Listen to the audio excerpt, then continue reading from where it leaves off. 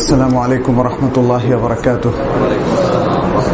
الحمد لله رب العالمين والصلاة والسلام على نبينا محمد وعلى آله وأصحابه أجمعين. أما بعد, বেদাত চেনার কায়দা এবং নীতিমালা আমরা এর উপর কথা বলছিলাম এবং বলছিলাম যে তিনটা মূলনীতির উপর ভিত্তি করে মোট কায়দার সংখ্যা হচ্ছে 23টা। প্রথম মূলনীতিটা ছিল আল্লাহ তাআলা যা শরীয়তে অনুমোদন দেননি বা অনুমোদিত করেননি সেরকম কোনো কাজকর্ম দিয়ে আল্লাহর ইবাদত করা, আল্লাহর নৈকট্য অর্জন করা। এখানে বেশ কয়েকটি কায়দা আমরা বলেছিলাম, মনে হয় 3টা কায়দার উপর আলোচনা হয়েছে। প্রথমটা ছিল যে রাসূল সাল্লাল্লাহু আলাইহি সাল্লামের ব্যাপারে মিথ্যা ভাবে আরোপিত কোনো হাদিস দিয়ে তার ইবাদত করা, তার নৈকট্য অর্জন করা, তাহলে এটা বেদাত। অর্থাৎ জাল হাদিসের মাধ্যমে কোনো আমল করা, এটা হলো বেদাত। যেহেতু জাল হাদিস অনুযায়ী আমল করা জায়েজ নেই, অতএব জাল হাদিসের উপর ভিত্তি করে যত ইবাদত করা হয় অথবা যত সওয়াবের কাজ করা হয় সবই হচ্ছে বেদাত, মূলনীতি। বাস, তাহলে এখন জানতে হবে যে হাদিস অনুযায়ী এখন মানুষ আমল করছে, ওটা কি জাল হাদিস, বানানো হাদিস, মিথ্যা হাদিস? বাস, তাহলে বেদাত চিনতে একদিক থেকে সুবিধা হয়ে গেল। সেটা আকীদা বিষয় হোক অথবা আমলি কোনো বিষয় হোক, ব্যবহারিক কোনো বিষয় হোক, সর্বক্ষেত্রে সেটা বেদাত। আকীদাগত ক্ষেত্রে বলা হয় আকীদাগত বেদাত, যেমন সর্বপ্রথম সৃষ্টি করা হয় আমার নূর, এই যে একটা আকীদা, যেহেতু এটা জাল হাদিস অতএব এরকম বিশ্বাস পোষণ করাটা এটা হলো বেদাতি আকীদা। আবার যেমন সালাতুর রাগায়েব, যেটা অনেকে শবে মেরাজের সালাত 12 রাকাত এবং শবে বরাতের স্পেশাল সালাত 100 রাকাত এবং একটা বিদঘুটে পদ্ধতিতে, একটা জাল হাদিসের ভিত্তিতে বা একাধিক জাল হাদিসের ভিত্তিতে, তাহলে এগুলো বেদাত। যখনই জানা যাবে যে জাল হাদিস সেটা আকীদার বিষয় হোক আর ইবাদতের বিষয় হোক, তাহলে সেটা হবে বেদাত। ডক্টর আব্দুল্লাহ জাহাঙ্গীরের হাদিসের নামে জালিয়াতিতে অনেকগুলো জাল হাদিসের উদাহরণ তিনি আমাদের সমাজে যেটা প্রচলিত উল্লেখ করেছেন। তাহলে এরকম সংকলন থেকে আমরা খুব সহজে সিদ্ধান্ত আসতে পারবো যে এই জাল হাদিসগুলোর ভিত্তিতে যত আমল প্রচলিত আছে আমাদের দেশে সবটাই হবে বেদাত। খুব প্র্যাকটিক্যাল একটা কায়দা, কিন্তু খুব সহজে বোঝার একটা কায়দা। সেকেন্ড কায়দাটা ছিল যে সমস্ত ইবাদত এর দলিলই হচ্ছে ব্যক্তির মতামত কিংবা তার প্রবৃত্তির অনুসরণ, নিজের অথবা অন্য কারো প্রবৃত্তির অনুসরণ, দলিল না, কোরআন এবং হাদিস থেকে দলিল না। অমুক ব্যক্তিকে আমরা দেখেছি, অমুক মুরব্বীর কাছ থেকে পেয়েছি, অথবা অমুক লোকের কাছে পেয়েছি, অমুক খানকায় গিয়ে পেয়েছি, অমুক দরগায় গিয়ে পেয়েছি, এই সমস্ত আমল অজিফা বা অমুক কুতুবখানার একটা অজিফার বইতে পেয়েছি একটা সুন্দর দুরুদ অথবা একটা বড় আমল, এতবার যদি এ কাজ করেন, এতবার যদি এ দোয়া পড়েন তাহলে এই ফজিলত হবে, তাহলে আপনি শুরু করে দিলেন। এগুলোর ভিত্তিটা কি? যদি কোনো ভিত্তি খুঁজে না পাওয়া যায়, ভিত্তিটা হলো, সবসময় মনে রাখবেন, ভিত্তিটা হচ্ছে শরঈ দলিল, শরীয়তের দলিল, অর্থাৎ কোরআন এবং সুন্নাহ ভিত্তিক দলিল। কোনো ব্যক্তি যদি কোরআন সুন্নাহ ভিত্তিক মত প্রকাশ করে তাহলে এটা তার ব্যক্তির মত না, এটা হলো কোরআন সুন্নাহর নির্দেশ এবং অনুমোদন ইত্যাদি। কিন্তু যদি কোরআন সুন্নাহর কোনো দলিল না থাকে তখন সেটা ব্যক্তির রায় বলে গণ্য হবে অথবা প্রবৃত্তির অনুসরণ বলে গণ্য হবে। তাহলে কোরআন সুন্নাহর দলিল থেকে মুক্ত যদি কোনো ব্যক্তির রায় অথবা কারো কোনো প্রবৃত্তির অনুসরণ করে কোনো ইবাদত করা হয় বা সওয়াবের কোনো কাজ করা হয়, তাহলে সেটা নির্দ্বিধায় সেটা কি হবে? বেদাত হবে। এটা ছিল আমাদের দ্বিতীয় কায়দা। যেমন কোনো ব্যক্তি বলল এই এই আমল করবা, বলে দিল কোনো দলিল ছাড়াই, অথবা একটা বিশেষ জায়গায় পাঠালো, সেখানে গিয়ে এতবার এই এই আমল করবা অথবা এত রাকাত নামাজ পড়বা, এটা কি হবে? বিদআত হবে। কিংবা কোথাও কোনো প্রথা আছে, লোকাল লোকজন একটা প্রথা তৈরি করছে, একটা মানে ধর্মীয় একটা প্রথা তৈরি করে নিয়েছে, এটাকে এখন তারা সওয়াবের আমল হিসাবে গণ্য করে, সওয়াবের জন্য এটা করে। এটা অতীতেও হতো, বিভিন্ন কুসংস্কারাচ্ছন্ন মুসলিম সমাজে আছে, যেমন কিছু বলি দেওয়া, কিছু উৎসর্গ করা। মুসলিম সমাজে তো মানুষ বলি দেয় না, তারা হয়তো ছাগল বলি দেয়, তাই না? অনেক সময় দেখা যায় যে যেখানে জোয়ার ভাটা প্রচুর হয়, নদীর ভাঙন হয়, কিংবা মানুষ আল্লাহর দেয়া প্রাকৃতিক দুর্যোগে মানুষ বিপদে পড়ে, তখন সে বিপদ থেকে উদ্ধার করার জন্য তারা মনে করে প্রকৃতি তার কাছে বলি চায়। কিন্তু এটা আসলে পৌত্তলিক আকীদা, এটা ইসলামী কোনো আকীদা নয়, এটা ইসলাম কোনো আকীদা। হ্যাঁ, এইগুলো মনে এখনো আছে। যেমন দিঘি, বড় দিঘি বানাতে গেলে প্রথমে একটা কিছু একটা মনে করে যে এটা মরে গেছে, এটা চাইছে।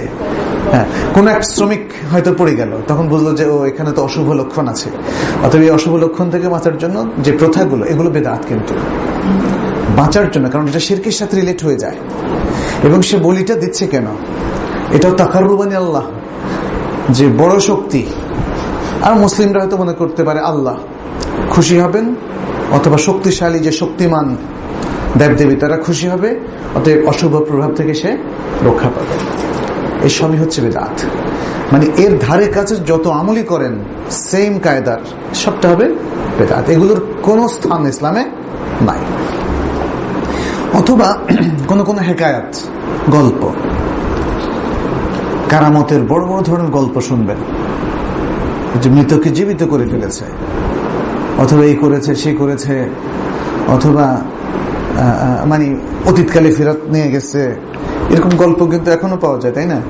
বিভিন্ন গল্প বইগুলোতে। এগুলো সবই হচ্ছে মিথ্যা এবং বেদাত, এই ধরনের হেকায়াত। কারণ এগুলো ধর্মের রঙে রং করা হচ্ছে। আমরা শুরুতেই বলেছিলাম দ্বীনের রং দেওয়া মানেই হচ্ছে যার দলিল নাই সেটা বেদাত। বাস, সেটা গল্প হোক, অতীতকালের কোনো বুজুর্গের কাহিনী হোক, অথবা কোনো আমল হোক। এখন দেখেন, অতীতকালের কোনো এক বুজুর্গ এই আমল করে ফল পেয়েছে, এটা হচ্ছে এখন মানুষের কাছে দলিল। দলিল না? অনেক বইতে পাবেন এটা হচ্ছে দলিল, কিন্তু এটা কি কোনো দলিল হতে পারে? এটাই হচ্ছে হেকায়াত বলতে এটাই বোঝানো হচ্ছে যে অতীতকালের কোনো বড় বুজুর্গ, অথবা কোনো বিদ্বান ব্যক্তি, অথবা কোনো আলেম, কোনো শায়েখ, কোনো পীর, তিনি বেনিফিট পেয়েছেন, এই কাজ করে অনেক লাভবান হয়েছেন, অনেক লোক লাভবান হয়েছে, অতএব আমরাও এই কাজ করতে পারি। এটা আসলে কি হবে? বেদাত। এই কাজ করার কোনো পারমিশন নাই।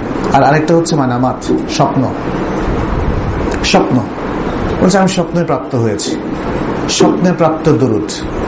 একটা ইসলামিক পত্রিকা দেখলাম লিখেছে স্বপ্নে প্রাপ্ত দুরূদের ফজিলত, বিখ্যাত একটা পত্রিকা। আমি ওটা পরে ফটোকপি করে রেখেছি আমার কাছে।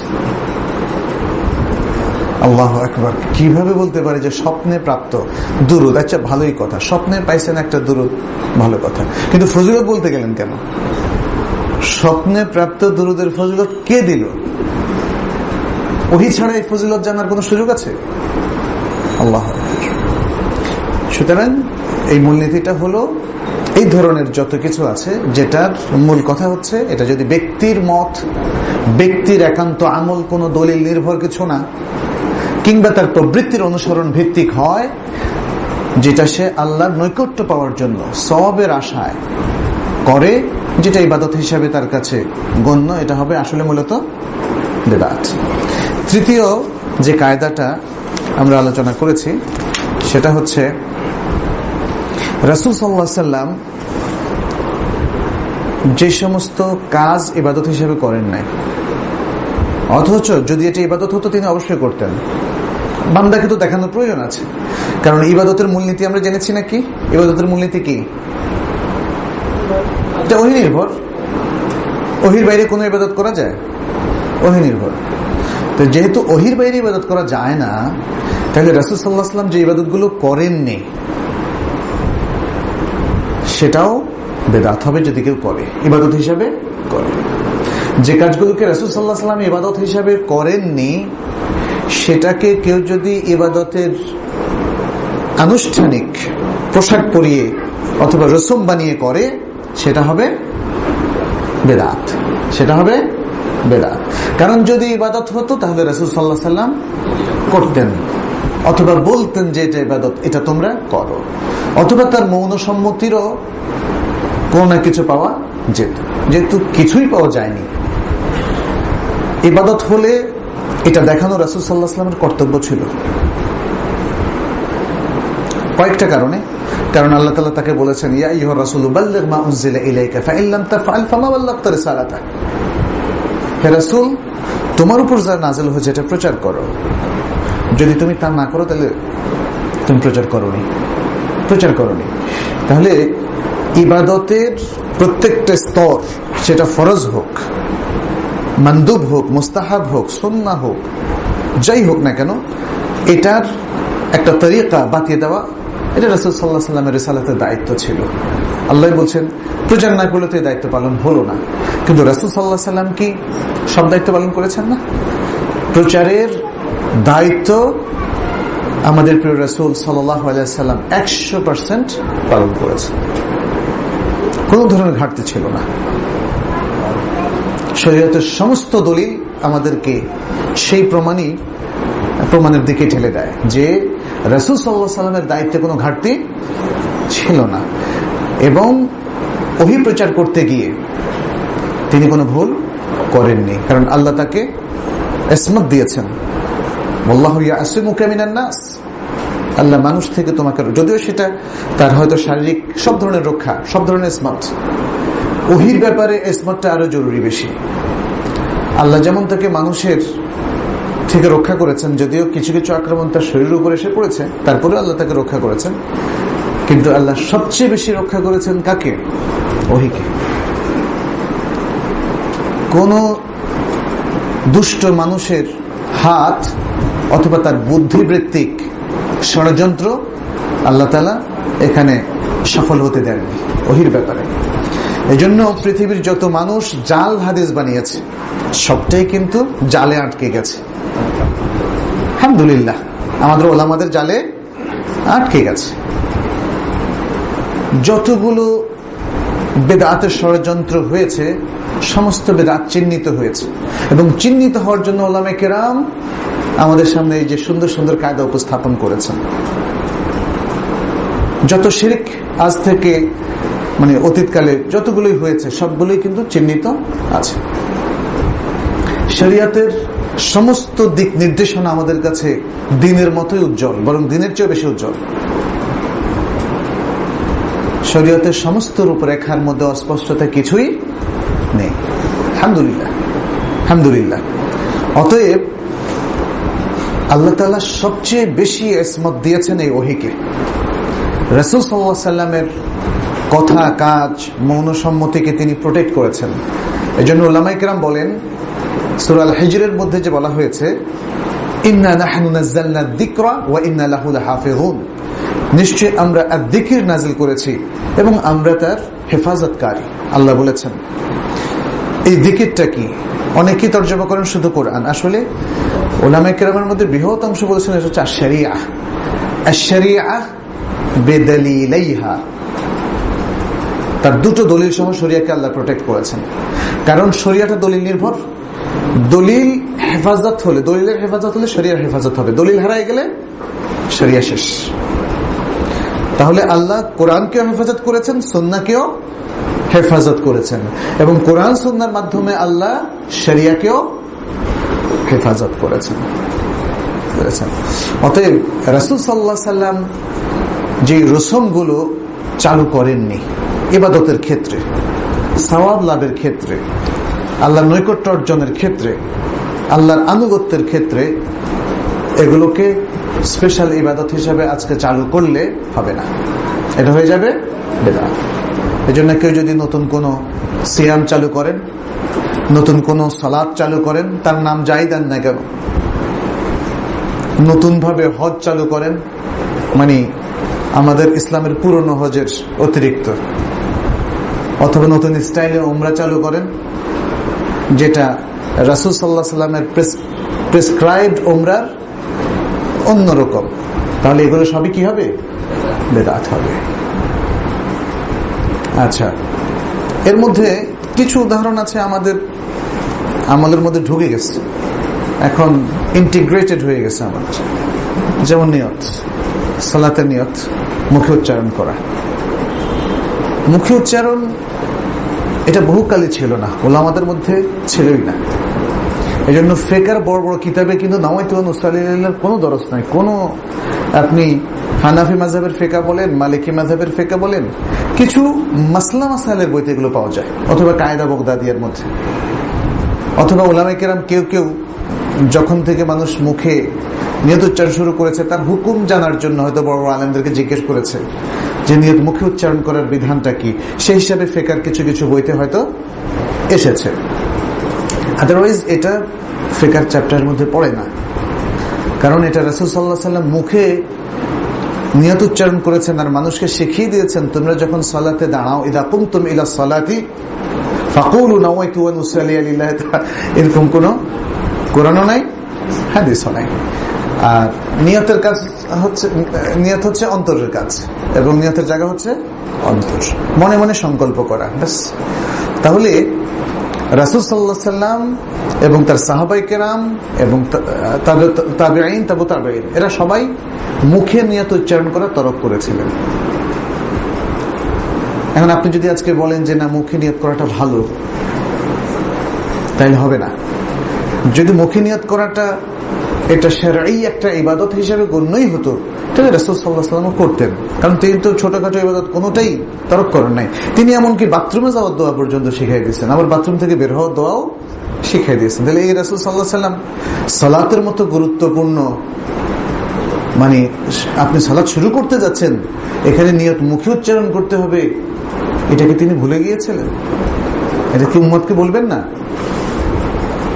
আদান, আদান এটা শরীয়ত সিদ্ধ হয়েছে 5 ওয়াক্ত ফরজ সালাতের জন্য, 5 ওয়াক্ত ফরজ সালাতের জন্য। অতএব কোনো নফল সালাতের জন্য আর আজান দেওয়া যাবে না। এখন কেউ যদি অন্য কোনো নফল সালাতের জন্য আজান দেন, এটা কি হবে? বিদআত হবে। যেহেতু রাসূল সাল্লাল্লাহু আলাইহি ওয়াসাল্লাম কোনো নফল সালাতের জন্য, যেমন ঈদের জন্য অথবা যেমন হয়তো সালাতুদ দুহার জন্য কিংবা তাহাজ্জুদের জন্য কোনো আজান দেয়নি। এ ব্যাপারে অনেকে প্রশ্ন করেন যে হারামাইনে যে এখন রাতে আজান দেয়, এটা কি তাহাজ্জুদের আজান? না, এটা আমাদের লোকজন আসলে বলেছে। ওখানে কোথাও লেখা আছে এটা তাহাজ্জুদের আজান? কোন শাইখ কি কখনো বলেছেন যে এটা আমরা তাহাজ্জুদের আজান চালু করেছি?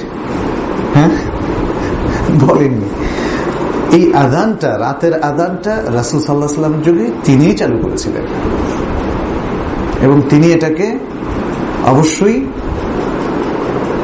নফলের আজান কিংবা তাহাজ্জুদের আজান বলেননি। সিয়ামের হাদিসে তিনি বলেছেন, দেখো যখন বেলাল আজান দেয় তখন তোমরা খাও, খাইতে থাকো, অসুবিধা নাই, কিন্তু আব্দুল্লাহ ইবনে উম্মে মাকতুম আজান দিলে একদম খাবার স্টপ করো, কারণ বেলাল রাতে আজান দেয় আর আব্দুল্লাহ ইবনে উম্মে মাকতুম ফজরের ওয়াক্ত হওয়ার সাথে সাথে আজান দেয়। সুবহানাল্লাহ। এই হাদিসটা কি ক্লিয়ার করে দেয়নি রাতের আজান? রাতের আজান এটা দেওয়াটা যায়, যেহেতু রাসূল সাল্লাল্লাহু আলাইহি ওয়াসাল্লাম চালু করে দিয়েছেন এই একটা আজান অতিরিক্ত, কিন্তু এটা তাহাজ্জুদের আজান নয়। এরপরে আমরা যেমন তওয়াফ করার পরে, কাবার তওয়াফ করার পরে 7 চক্করের পরে তওয়াফের 2 রাকাত সালাত পড়ি। সাফা মারওয়া সাই করার পরেও কি 2 রাকাত সালাত আছে? এখন কেউ যদি বলে ওখানে পড়লাম, এখানে না পড়লে তো মন তো আর ভালো লাগে না, এটা কি হবে? বিদআত হবে। যেহেতু রাসূল সাল্লাল্লাহু আলাইহি ওয়াসাল্লাম সাফা মারওয়া সাই করার পরে কোনো সালাত পড়েন। এখন আমাদের লোকজন গারে সাউরে যায় দেখতে, সেখানেও তার 2 রাকাত না পড়লে ভালো লাগে না। তারপরে জাবালে নূর, গারে হেরা, সেখানে যায়, সেখানে 2 রাকাত না পড়লে ভালো লাগে না। সমস্ত জায়গার ফয়েজ বরকত সব নিয়ে আসবে, কোনোটাই ছাড়বে না। আনফরচুনেটলি আমাদের এই সমস্ত সরল মনা ভাইয়েরা আসল ফয়েজটাই কিন্তু ছেড়ে দিচ্ছে, যে ফয়েজটা আছে কোরআনের মধ্যে এবং হাদিসের মধ্যে, অর্থাৎ দলিলের মধ্যে। শরিয়ার মূলই হচ্ছে দলিল, দলিলের ইত্তেবার ফয়েজটা কিন্তু আমরা ছেড়ে দিচ্ছি। এরপর নকল যত কিছু আছে যেগুলো অধিকাংশই আসলে বেদাত, সে ফয়েজগুলো আমরা তাও বেদাতি পন্থায় নেওয়ার জন্য উদ্গ্রীব। এটা হচ্ছে ইসলাম থেকে ডিভিয়েশন, বিভ্রান্তি, বিচ্যুতি, ভয়ঙ্কর বিচ্যুতি। এই কারণে তো মানুষের দোয়া এখন কবুল হয় না, বরকত নাই। মুসলিম প্রতি পদে পদে বাধাগ্রস্ত, বরকত শূন্য, আর নির্যাতিত হচ্ছে। নির্যাতন থেকে বাঁচতে হলেও তো আল্লাহর সহায়তা লাগে, কিন্তু আল্লাহ তো শর্ত করে দিয়েছেন। আল্লাহর সহায়তা মানে আল্লাহর বরকত, আল্লাহর রহমত। এই রহমত বরকত পাইতে হলে তো ঈমান আর তাকওয়া লাগবে। দলিলের ইত্তেবা ছাড়া, কোরআন সুন্নাহর ইত্তেবা ছাড়া ঈমান আর তাকওয়া কি হবে? কখনোই হবে না। এই জিনিসটা বুঝে রাখতে হবে। আপনি একজন শাইখ দেখলে আহা কি মহব্বত, পারলে তো অনেকে সেজদাই করে, এখন তো ইউটিউবে দেখা যায় সেজদাও করে বসে, কয় এটা সেই সেজদা না যে সেজদা হারাম, ইত্যাদি নানা রকম ব্যাখ্যা। ইউটিউবে আরেক জায়গায় দেখলাম একটা ইসলামিক টিভিতে ম্যাজিক দেখাচ্ছে। আচ্ছা, ম্যাজিকের উপস্থাপনা করতেছে একজন কিশোরী, আর একটু পর পর ক্যাপশন দিচ্ছে এটা সেই ম্যাজিক না যে ম্যাজিক ইসলামে হারাম।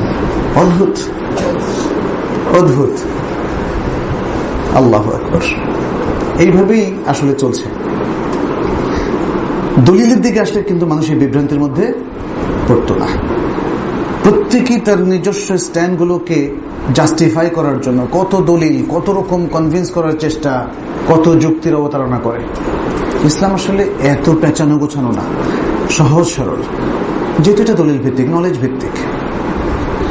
আমরা যেমন সহজে বলে দেই একটা কথা যে ভাই আপনার কাছে আমি আসবো অথবা আসবো না, ওই ঘুরায় পেঁচান নানা রকম কথা বলে আসল কথা থেকে দূরে যাওয়ার কোনো সুযোগ নেই। আপনি দলিল ছাড়া যেদিকে যান দেখবেন সব ঘুরানো পেঁচানো।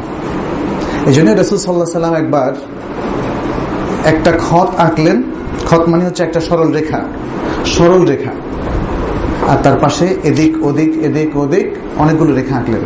তিনি বললেন সরল রেখাটা হলো ইসলাম, দ্বীন, শরিয়া, আর বাকি অন্য রেখাগুলো হচ্ছে শয়তানের পথ।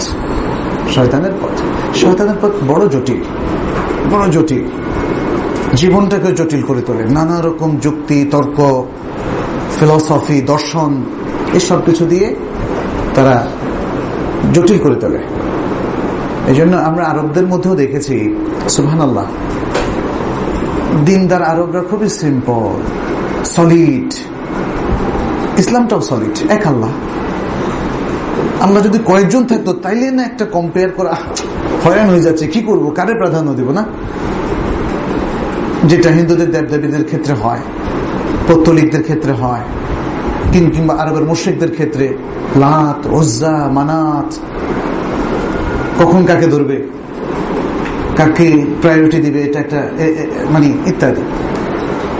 আমাদের এক আল্লাহ, এক নবী, এক দিন, এক কোরআন, এক সুন্নাহ। সুবহানাল্লাহ, আল্লাহর তাওহীদ আল্লাহ সবখানে ছড়িয়ে দিয়েছেন। সুন্নাহও কয়েক নবী সুন্নাহ দিয়ে আমাদেরকে হয়রান করেন নাই। কয়েকটা কোরআন, যেমন বাইবেলের কয়টা ভার্সন, কোরআনের কয়টা ভার্সন? ভার্সন একটাই। কেরাত ভিন্ন হোক কিন্তু ভার্সন একটাই। এখানেও দেখেন অনেকে আমাদের কনফিউজ করতে পারে যে ভিন্ন ভিন্ন কেরাত মানে ভিন্ন ভিন্ন ভার্সন। আসলে কোরআনের ভার্সন একটা। আলহামদুলিল্লাহ, ইসলাম এই জন্য সবচেয়ে সিম্পল।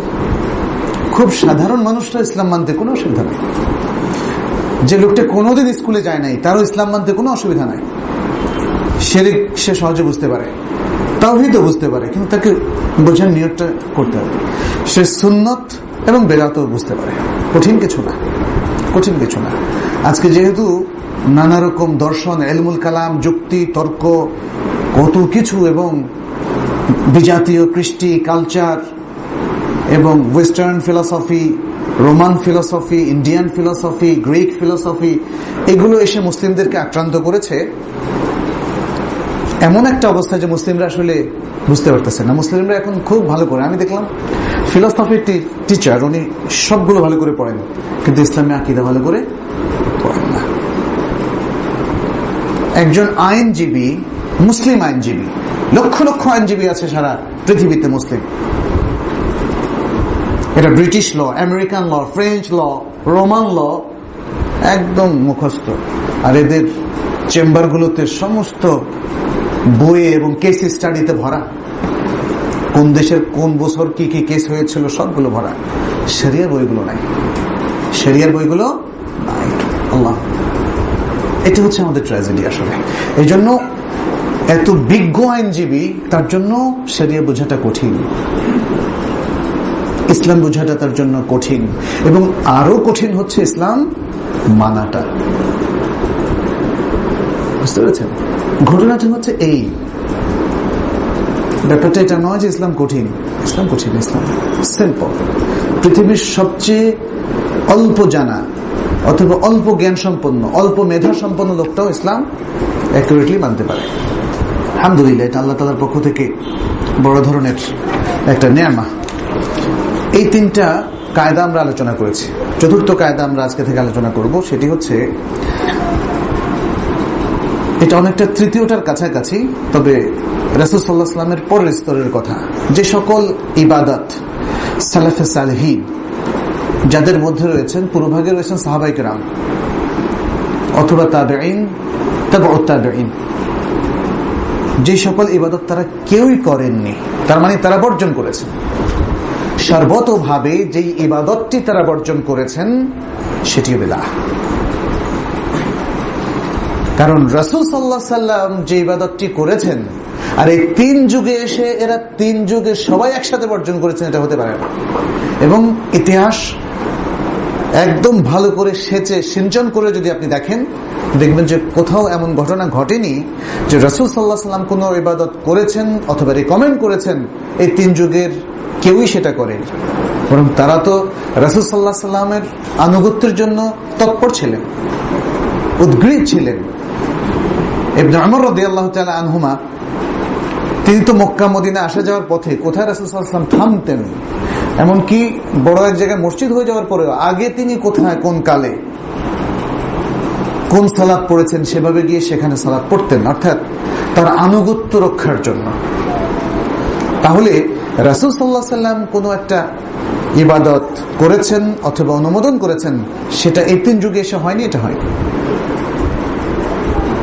তাহলে এই সমীকরণ থেকে আমরা খুব স্পষ্ট করে বুঝতে পারি, তাহলে যেই ইবাদতটা এই তিন যুগের কেউই করেননি, মূলত এই ইবাদতটা অনুমোদিত কোনো ইবাদত নয়। এই তিন যুগের কোথাও কোনো রিওয়ায়াত পাওয়া যাচ্ছে না। তাহলে এরপরের যুগে যদি সেই ইবাদতটা কেউ করেন, সেটা হচ্ছে নব প্রচলিত অথবা নব উদ্ভাবিত ইবাদত। নব উদ্ভাবিত ইবাদতকে কি বলা হয়? বিদআত। যেমন মিলাদুন নবী, সাহাবায়ে কেরাম মিলাদ পড়েছেন, মিলাদ করেছেন, মিলাদ উৎসব করেছেন। তাবেঈন, তাবউত তাবেঈন কেউ করেনি। কোন ইমাম করেছেন? আল্লাহু আকবার। আজকে আমাদের সাধারণ মানুষগুলোকে এতটাই বিভ্রান্ত করা হয়েছে যে সহজ কথাটা তারা তাদের কাছে কঠিন হয়ে গেছে। এখনো বহু লোক বুঝতে পারছে না যে মিলাদ সারাসার একটা বিদআহ, এটা আবেগের কোনো ব্যাপার না। শ্রেষ্ঠ মানব শেষ নবী মুহাম্মদ রাসূল সাল্লাল্লাহু আলাইহি ওয়াসাল্লাম এর জন্ম দিবস পালন করছি, যে সেই কথা নাকি? এভাবে যুক্তি দিয়ে এটাকে প্রতিষ্ঠা করার কোনো সুযোগ নাই। কারণ এটা মিলাদুন নবী তো দ্বীনি উৎসব, দ্বীনি উৎসব না। এই দ্বীনি উৎসবটা যদি দলিল নির্ভর না হয়, তাহলে এটা হবে বেদ্দীনি উৎসব, অর্থাৎ বিদআতি উৎসব। এখানেই দেখেন, এখানে কিন্তু দুই দলের কোনো ব্যাপার না, যে এরা বলছে এটা বিদআত, আবার ওরা বলছে এটা ইবাদত এবং ফরজ। কাউকে কাউকে বলতে শুনি যে সব ফরজের বড় ফরজ হচ্ছে ঈদে মিলাদুন নবী। আল্লাহু আকবার, ওয়াল ইয়াদু বিল্লাহ। এটা রিঅ্যাকটিভ আচরণ, আরবিতে বলা হয় রুদুদ ফেল, মানে অন্য পক্ষকে ঘায়েল করার জন্য। এখানে আসলে পক্ষের মুসলমানও তো একটাই উম্মাহ, এবং মুসলিমরা যখন ভুল করে তাদের উচিত হচ্ছে দলিলের দিকে ফিরে আসা। আপনার সামনে তো দলিলগুলো ওপেন আছে, এখানে তো জেদের কিছু নাই। কোনো ভালো মুসলিম তো জেদ করে না, বিশেষ করে ইন্টেলেকচুয়াল এবং একাডেমিক এলমি ক্ষেত্রে কোনো ভালো মুসলিম কোনোদিন জেদ করে না। মনে রাখবেন, আপনিও জেদ করবেন না। যদি কেউ বলে আপনি ভুল করছেন, আপনি কি করবেন? কুল ব্রেইনে এসে নিজে ঘাটাঘাটি করবেন, তাহকিক করবেন, আর যদি নিজে না পারেন তাহলে কোন স্কলার সাহায্য নিয়ে এই ব্যাপারে অ্যানালাইজ করে সঠিক সিদ্ধান্তে আসার চেষ্টা করবেন। জেদ করবেন না, জেদের কোনো জায়গা নাই। আমি একটা মাসালার পক্ষে গিয়েছি তো যাবই এবং এটাকেই হক প্রমাণ করব, এই জেদের নাম দিন না। আমাদের কোনো ইমাম এই জেদ করেননি, বরং জেদ যে করেননি তার বহু প্রমাণ আছে। তারা ফ্রিকুয়েন্টলি তাদের আগের মতামত থেকে তারা রুজু করতেন, ফিরে আসতেন, সেটা ফিকার ক্ষেত্রে হোক, ইভেন আকীদার ক্ষেত্রেও। ইমাম আবু হানিফা রাহিমাহুল্লাহ তিনি ইলমুল কালামের মধ্যে একজন দক্ষ ব্যক্তি ছিলেন, বিশেষজ্ঞ ছিলেন, কিন্তু তিনিও তওবা করেছেন যে ইলমুল কালাম আসলে শরঈ পন্থী উলামাদের জন্য মানানসই নয়। জ্ঞানের এই ফিল্ডটা অনেকটাই বিভ্রান্তিকর, ইলমুল কালাম, এবং এই নলেজটাও আমাদের অনেকের না থাকার কারণে আজকেও আমরা মনে করছি ইলমুল কালামটা হচ্ছে আকীদার ফিল্ড। এদেশের অনেক আলেম এখনো বিশ্বাস করেন, শুধু মনে করেন না, বিশ্বাস করেন যে ইলমুল কালাম হচ্ছে ইলমুল ইলাহিয়াত। ইলমুল ইলাহিয়াত, আল্লাহ সম্পর্কিত যত তত্ত্ব জ্ঞান তার সমাহার হচ্ছে ইলমুল কালাম, কিন্তু এটা শুদ্ধ নয়। ইমাম হারাভি 5 খণ্ডের একটা বই লিখেছেন, তিনি আল কালাম দাম্মুল কালামে ওয়া আহলিহি, দাম্মুল কালামে ওয়া আহলিহি, ইলমুল কালামের নিন্দা এবং মুতাকাল্লিমিনদের নিন্দা, এর উপর 5 খণ্ড লিখেছেন। এবং অনেক বড় বড় আলেম, এর মধ্যে যেমন আবুল হাসান আল আশআরী, যার নামে আশআরী একটা আকীদা গ্রুপ হয়ে গিয়েছে, তিনিও কিন্তু এই ইলমুল কালাম থেকে, তিনি কিন্তু আহাদুল মুতাকাল্লিমিন, বরং মুতাকাল্লিমিনদের সর্দার ছিলেন। প্রথমে তিনি মুতাজিলা ছিলেন, পরে দেখলেন যে মুতাজিলারা তো অতি মাত্রায় স্বাধীন চিন্তাবিদ, আমাদের তথাকথিত চিন্তাবিদদের মতো অনেক বেশি স্বাধীন, আল্লাহর উপর কথা বলতে কোনো পরোয়া নাই, কোরআনের উপর কথা বলতে কোনো পরোয়া নাই, যে মানুষকে আল্লাহ সৃষ্টি করে ছেড়ে দিয়েছেন, মানুষ তার নিজের কাজ নিজেই সৃষ্টি করে, এটা মুতাজিলি আকীদার লোকেরা বলেন। এবং তারা বলেন আল্লাহ কাজ করতে বাধ্য, আল্লাহ কিয়ামতের দিন ইনসাফ করতে বাধ্য, না করে কোনো উপায় নাই আল্লাহর, এই টাইপের কথাবার্তা। আরো অনেক, মানে এটা বিশাল বড় আলোচনা, আমি সেদিকে যাচ্ছি না। তারপরে তিনি কে বলেন? আশআরী হলেন। তিনি যখন দেখলেন ভয়ঙ্কর, আশআরী হয়ে তিনি, মুতাজিলা ছিল এক প্রান্তিক সীমানায় আর আশআরীরা হয়ে গেল আরেক প্রান্তিক সীমানায়। মানে মুতাজিলা বলছে যে মানুষ তার যা ইচ্ছে তাই করতে পারে, আর মুতাজিলা, এদের মধ্যে জাবারিয়া একটা দল আছে, এরা বলে যে না, মানুষ অসহায়, যা করান আল্লাহ করান। যাই হোক, তার সম্পর্কে বলা হচ্ছে যে তিনি শেষ পর্যন্ত তওবা করেছেন। আলহামদুলিল্লাহ, আলহামদুলিল্লাহ। উলামায়ে কেরাম যদি সত্যিকার সিনসিয়ারিটি তাদের মধ্যে থাকে, কিংবা আমি আপনি সাধারণ মুসলিম আমাদেরও যদি সিনসিয়ারিটি থাকে এবং জেদ না থাকে, জেদ না থাকে, তাহলে এক সময় আল্লাহ আমাদেরকে ইনশাআল্লাহ তৌফিক দিবেন সত্য উপনীত হওয়ার। কারণ বাতিলের সাথে তো আমাদের কোনো বিশেষ কম্প্রোমাইজ নাই। আজকে আমি যা বলছি, যদি আপনার কাছে সেটা বাতিল হয় তাহলে আমাকে বুঝিয়ে দিন। আমার কাছে যদি বুঝে আসে তাহলে তো আমার জেদ হওয়ার কোনো কারণ নেই। আমি জেদ করব কেন বাতিলের পক্ষে, অন্যায়ের পক্ষে? কোন মুসলিম কি তা করতে পারে? করতে পারে না। এই জন্য ওলামাদের মধ্যে যখন কোনো ফিকহি ইখতিলাফ হয়, এগুলোকে বড় করে দেখতে নাই, কারণ ওলামারা তাদের দলিলের আলোকে ফিকহের মতগুলো দেন। এবং ওলামাদের মানহাজ হচ্ছে, তিনি তার প্রতিপক্ষ আলেম যিনি অন্য রকম ফাতাওয়া দিয়েছেন বা মাসআলা দিয়েছেন, তাকে তিনি পচান না, তাকে তিনি নিচু করেন না, তাকে তিনি খাটো করেন না, বরং পরমতের প্রতি শ্রদ্ধা রেখেই তিনি চমৎকারভাবে তার মত দলিল ভিত্তিক উপস্থাপন করেন। এবং এক্ষেত্রে মদিনা ইউনিভার্সিটির একজন প্রখ্যাত শায়েখকে দেখেছি, কি সুন্দরভাবে বলতেন। তিনি একটা মাসালায় বেশ কয়েকটা তিনি ফিকহ পড়াতেন আমাদেরকে। ডক্টর মোহাম্মদ বিন মোহাম্মদ আল মুখতার শানকিতি, সৌদি আরবের উচ্চ উলামা পরিষদের অত্যন্ত বিজ্ঞ একজন আলেম। যে কোনো পয়েন্টে তিনি যখন কথা বলেন, আমি সারা বিশ্বে তার কোনো মানে সেম স্ট্যান্ডার্ড কাউকে দেখি না। আমি খুব তাকদিস করছি না, তাকে অনেক উপরে উঠাচ্ছি না, কিন্তু এত সুন্দর অসাধারণ কথা বলেন। তিনি এই মতগুলো উপস্থাপনের পরে বলতেন, প্রত্যেক মতের দলিল উল্লেখ করতেন। এমন বলেন যে এতে কোনো দলিল নাই, এরা ভুয়া, এরা বাতিল, এরা ফালতু, এরা মিথ্যা কথা বলতেছে। আল্লাহু আকবার। এটা কিন্তু আমাদের উসলুব না। মত যদি 10টাও থাকে, আমরা বলবো না যে উনি মিথ্যা কথা বলছেন, উনি বাতিল, উনি বেদাতি, উনি এইভাবে প্রতিপক্ষ মুসলিমদেরকে ঘায়ল করা, এটা এলমি মানহাজ না, একাডেমিক মানহাজ না। তাহলে এলমি মানহাজটা কি? প্রত্যেকের দলিল, সেটা যত দুর্বলই হোক, উপস্থাপন করি। বিশেষ করে আপনি আপনার যে দলিলটা বলেছেন সেটা আমি বলি। যদি আমি ওটা না দেই তাহলে তো আপনিও রেগে যাবেন, বুঝে দেখেন আমার মতটাকে কিন্তু সে টুইস্ট করছে, এবং আমি যেভাবে শক্তিশালীভাবে উপস্থাপন করেছি উনি দুর্বল করে উপস্থাপন করছেন। এটা কিন্তু জায়েজ নাই। একদম এক্স্যাক্টলি যে যতটা সবলভাবে উপস্থাপন করেছে সেটা করার পরে আমরা একটা কম্পারেটিভ স্টাডি করতে পারি, এবং তারপরে বলতে পারি যে সবকিছু দেখার পরে তিনি বলতেন, ডক্টর মোহাম্মদ মুখতার, আল্লাযী ইয়াতারাজ্জাহু ইনদি ওয়াল ইলমু ইনদাল্লাহ হুয়া মা ইয়ালি। দলিলের আলোকে যেটা আমার কাছে সবচেয়ে শক্তিশালী মনে হয় সেটি হচ্ছে নিম্ন বর্ণিত মতটি, তবে প্রকৃত ইলম আল্লাহর কাছেই আছে।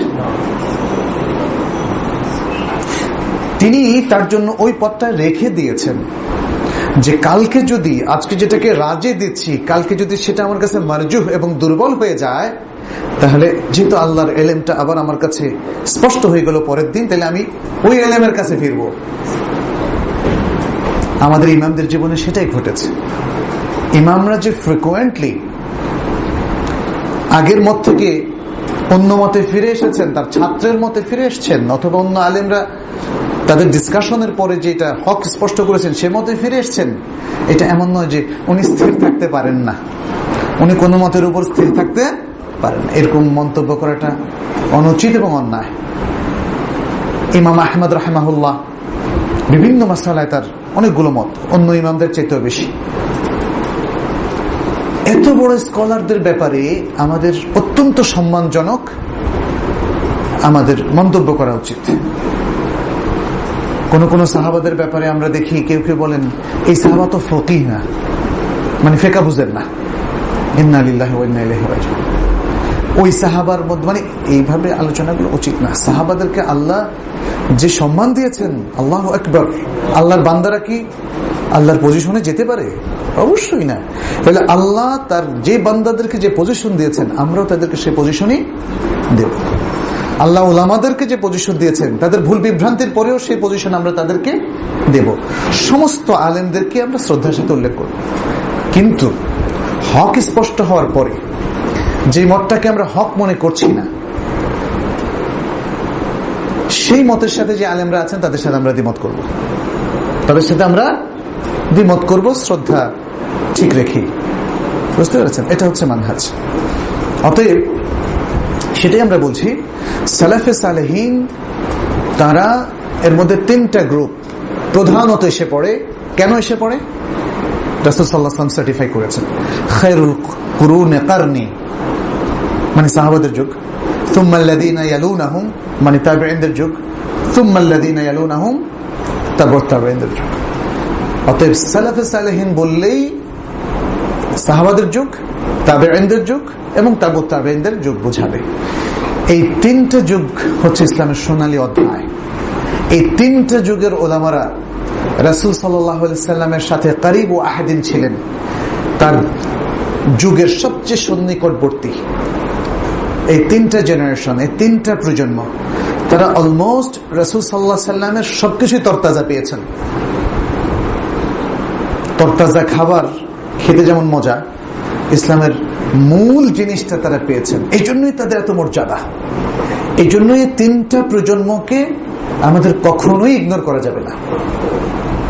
কি কোরআন বোঝার ক্ষেত্রে, কি হাদিস বোঝার ক্ষেত্রে, কি শিরকের ক্ষেত্রে, শিরক বোঝার ক্ষেত্রে, শিরক চিহ্নিত করার ক্ষেত্রে, বিদআত চিহ্নিত করার ক্ষেত্রে, ইবাদত বোঝার ক্ষেত্রে, আমলগুলোকে, সঠিক আমলগুলোকে চিহ্নিত করার ক্ষেত্রে এই 3টা প্রজন্মকে কখনোই ইগনোর করা যাবে না, উপেক্ষা করা যাবে না। সুবহানাল্লাহ। আমরা আমাদের শাইখদের থেকে সেটাই শিখেছি এবং আপনাদের সাথে সেই জিনিসটা শেয়ার করছি। আর এই জন্যই চতুর্থ কায়দাটা হচ্ছে এই 3 যুগের মধ্যে এসে যদি কোনো ইবাদতের কোনো অস্তিত্ব পাওয়া না যায়, তাহলে তার চতুর্থ প্রজন্মে এসে নতুন কোনো ইবাদত পাওয়া যায়, তাহলে সেই ইবাদতের বিধান কি হবে? বেদাত। এটাই। এটা যেমন শবে বরাতের সালাহ, 100 রাকাত নামাজ। আফ্রিকায় সালাতের নাম দিয়েছে সালাতুর রাগায়েব। শবে মেরাজের সালাহ, সেটার নামও সালাতুর রাগায়েব কেউ দিয়েছেন, সেটা আবার 12 রাকাত ইত্যাদি। আবার কেউ আমাদের দেশে 100 রাকাতও পড়ে। এগুলো তো মনুষ্য সৃষ্ট, তো এই জন্য এগুলো বিভিন্ন রকম প্যাটার্ন, বিভিন্ন রকম পদ্ধতি এখানে আছে। এখন আমাদের আরেকটা সমস্যা হয়ে গেছে, বইতে পাইছে। আল্লাহু আকবার। মানুষের দুর্দশা কত চরমে পৌঁছলে কোরআন হাদিস এবং তার অথেন্টিক ব্যাখ্যার বইগুলো থাকার পরেও আপনি কি বইতে পাইছেন সেটাকে কোরআন হাদিস এবং তার শুরুহাতের উপর, তাফসীরের উপর প্রাধান্য দেওয়া হচ্ছে। ওয়ালাইয়াযু বিল্লাহ। কি দুর্দশা আমাদের মুসলিম জাতির, তাই না? আপনি বইতে পাইছেন, পত্রিকার আর্টিকেলে পাইছেন, সম্পাদক হইতে পাইছেন, উপসম্পাদকীয়তে পাইছেন। এটা কি দলিল হতে পারে? মুকসিদুল মুমিনিনে পাইছেন বা অমুক কিতাবে পাইছেন। জ্ঞানের সাথে এই উম্মার অধিকাংশ লোকদের একটা বিচ্ছেদ হয়ে গেছে, তালাকের মতো।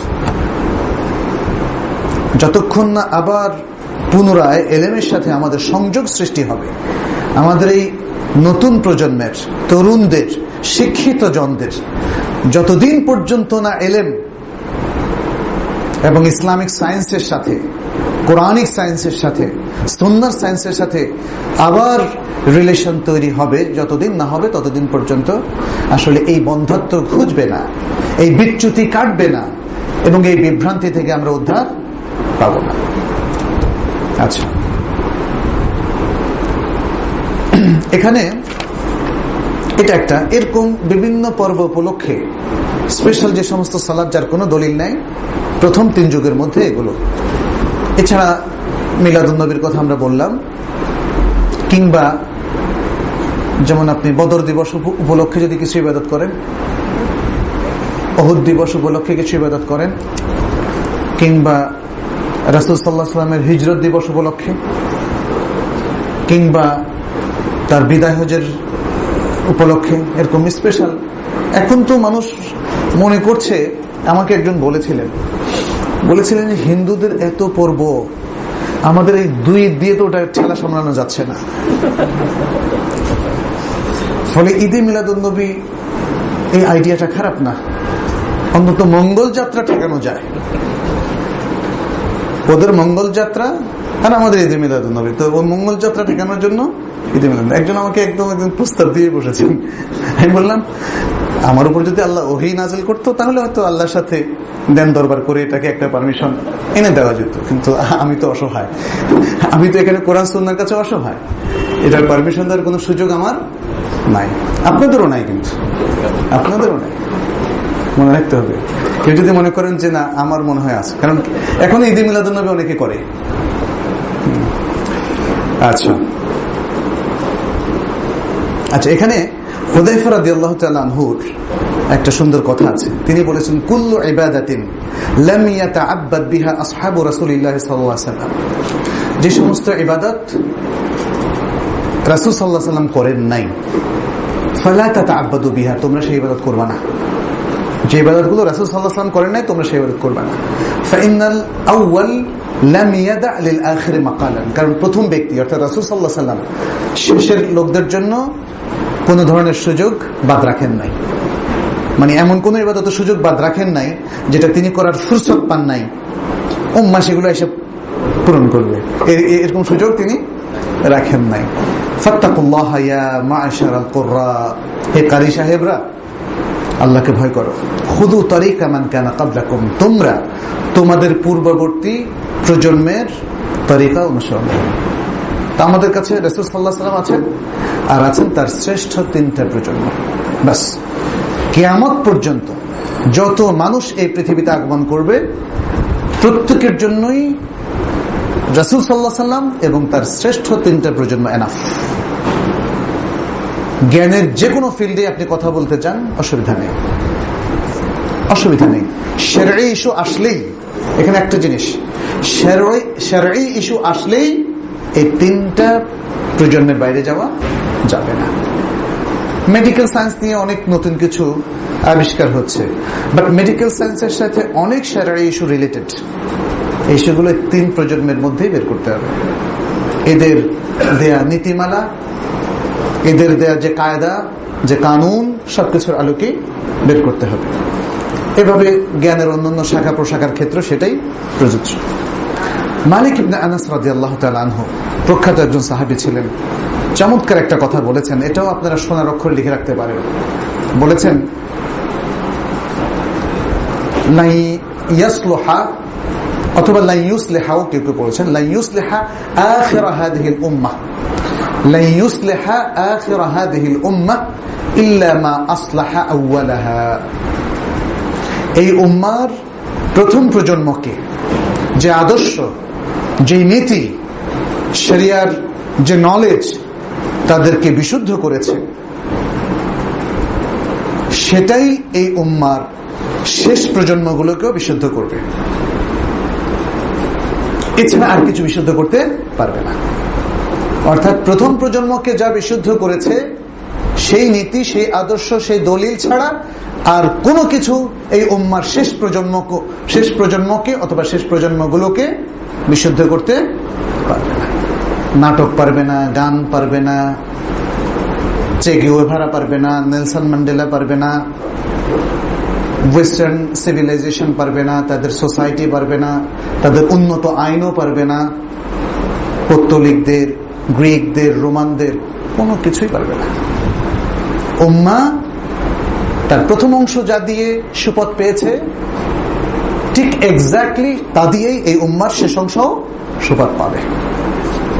অতএব আপনি তাওহীদের বিষয় বলেন, শিরককে চিহ্নিত করার কথা বলেন, ইবাদতের বিষয় বলেন, বিদআতকে চিহ্নিত করার বিষয় বলেন, এগুলো সব আমাদের আগের উম্মাহ যে পথে হেঁটেছেন অবিকল, সেই পথেই আমাদেরকে হাঁটতে হবে। অন্য পথে আপনি কখনোই বিশুদ্ধ কোন তরিকা পাবেন না, এবং অন্য কোন পথে আপনি হককে নিয়ে আসতে পারবেন না। আচ্ছা, আমরা একটু স্কিপ করে যাই। বেশ কিছু প্রশ্ন আসে, এই কায়দার উপরে কিছু প্রশ্ন আসে, অথবা এই কায়দাগুলোর উপরে। প্রথম প্রশ্ন হচ্ছে, মিন আইনা লাকুম আন্নাহু সাল্লাল্লাহু আলাইহি ওয়াসাল্লাম লাম ইয়াফআল হাযিহি আল-ইবাদা ফাইন্না আদামা আন-নাকল লা ইস্তালজিমু নাকল আল-আদাম। তোমরা বলছো এটা বিদআত, কারণ রাসূল সাল্লাল্লাহু আলাইহি ওয়াসাল্লাম করেন নাই। রাসূল সাল্লাল্লাহু আলাইহি ওয়াসাল্লাম এই আমলটা করেন নাই, তার কি দলিল আছে? কেউ বলছে, সাহাবাদের মধ্যে কেউ বলছে যে রাসূল সাল্লাল্লাহু আলাইহি ওয়াসাল্লাম মিলাদ করেন নাই বা মিলাদ করতে বলেন নাই? কেউ তো বলে নাই। এখন এমন কোন রিওয়ায়াত পাওয়া যায় নাই যে তিনি করেন নাই, বড়জোর এটা, কিন্তু তার মানে তিনি করেনই নাই, এটা কোত্থেকে পাচ্ছ তোমরা? এরকম প্রশ্ন কিন্তু দেখবেন যে ওই পক্ষ থেকে উপস্থাপিত হয়। এর জবাব হচ্ছে, মানে ইসলামের মূল জিনিসগুলো দেখলে বোঝা যায়, এর মধ্যে জবাবটা পেয়ে যাবো আমরা। রাসূল সাল্লাল্লাহু আলাইহি ওয়াসাল্লাম এর আদর্শ তিনি উম্মার কাছে পৌঁছে গিয়েছেন। আদর্শের কিছু কি বাকি রেখেছেন? আল্লাহ তাআলা কিন্তু সেই শাহাদা দিয়েছেন, সাক্ষ্য দিয়েছেন না, আল ইয়াউমা আকমালতু লাকুম দীনাকুম ওয়া আতমামতু আলাইকুম নি'মাতি ওয়া রাদিতু লাকুমুল ইসলামা দীনা। আজ আমি তোমাদের জন্য তোমাদের দিনকে পরিপূর্ণ করলাম এবং তোমাদের উপর আমার নিয়ামতকে সম্পন্ন করলাম, আর ইসলামকে তোমাদের জন্য দিন হিসাবে মনোনীত করে দিলাম। সুবহানাল্লাহ। ওই দিনই তো আল্লাহ তাআলা রাসূল সাল্লাল্লাহু আলাইহি ওয়াসাল্লামের মাধ্যমে দিনকে কামিল করে দিয়েছেন। সুতরাং রাসূল সাল্লাল্লাহু আলাইহি ওয়াসাল্লাম বলেননি বা বলতে ভুলে গিয়েছেন অথবা করেননি এমন কিছু আর দিনের মধ্যে ইনক্লুডেড হবে না, অন্তর্ভুক্ত হবে না। বাস, এটা দিনের মূলনীতি। কিন্তু তা না হলে তো আজকে আরেকজন এসে বলবে যে আমি ৬০০ রাকাত নামাজ চালু করেছি, এটা রাসূল সাল্লাল্লাহু আলাইহি ওয়াসাল্লাম সামহাউ স্কিপ করে গেছিলেন। কত কিছুই তো বলতে পারে মানুষের। যদি আপনি ওই মাত্রা ছেড়ে দেন তাহলে দেখবেন যে পানি তো কত দিকে যেতে পারে, সুনামির পানির মতো। জাপানে যেমন হয়েছিল, ইন্দোনেশিয়া যেমন হয়েছিল। আসলে বিদআতটাকে যদি আপনি একটা স্পেস দেন। মনে রাখবেন, যারা বেদাত পরিপালন করছে তারাও মনে রাখুক, বেদাতকে যদি আপনি স্পেস দেন এটা সুনামি হবে, ইসলামের বিরুদ্ধে এটা সুনামি হবে এবং দ্বীনকে ভাসিয়ে নিয়ে যাবে। এই জন্য আমাদের ওলামায়ে কেরাম বেদাতের বিরুদ্ধে চরম কঠোর ছিলেন। অনেক ক্ষেত্রে যারা বেদাতের মধ্যে মাশহুর হয়ে গিয়েছেন বেদাতি কার্যকলাপ দিয়ে, তারা সামাজিকভাবে তাদেরকে বয়কট করতেন একটা অসামাজিক আচরণের জন্য নয়, বরং ইসলামের বৃহত্তর স্বার্থে। যারা বেদাতি কার্যকলাপে সমাজে বিখ্যাত হয়ে ওঠে তারা বেদাতের অ্যাডভোকেট এবং তারা অত্যন্ত জেদ সহকারে বেদাত পরিপালন করে। পৃথিবীর কোন শক্তি বেদাত থেকে হয়তো তাদেরকে সরাতে পারবে না এবং বেদাতকে তারা দিন বানিয়ে নিয়েছে। এই কারণে আমাদের সালাফি সালেহিনকে আমরা কখনো কখনো দেখি তারা এই ধরনের প্রখ্যাত বেদাতীদেরকে বয়কট করেছেন। কিন্তু যদি তাদেরকে আবার বোঝানোর সুযোগ থাকে আপনি বয়কট করবেন না। আর আমাদের সমাজের অতি সাধারণ মানুষের মধ্যে যদি কখনো কোনো ভুল থাকে, বেদাত থাকে, শুধু ওই একটা বেদাতের কারণে আপনি বয়কট করবেন না, এটা উচিত হবে না। এমন আছে যে তাকে বোঝানোর পরে তিনি ফেরত আসবেন এবং এরকম বহু নজির আছে। আমাদের অনেক ভাইরা তার কাছে বেদাত চিহ্নিত হওয়ার পরে ফিরে এসেছেন। তাহলে সহজ সরল লোকগুলোকে বয়কটের শাস্তি শুরুতেই দেবেন না। আচ্ছা, তাহলে আসলে এই ধরনের প্রশ্ন অবান্তর। রাসূল সাল্লাল্লাহু আলাইহি ওয়াসাল্লামের কাছ থেকে এটা কখনোই উম্মাহ পায়নি যে তিনি কিছু কাজ বাদ রেখেছেন যে উম্মাহ এসে তার মন মতো করবে, এরকম কোন স্কোপ এবং স্পেস কিংবা জায়গা তিনি ইসলামের মধ্যে রাখেননি।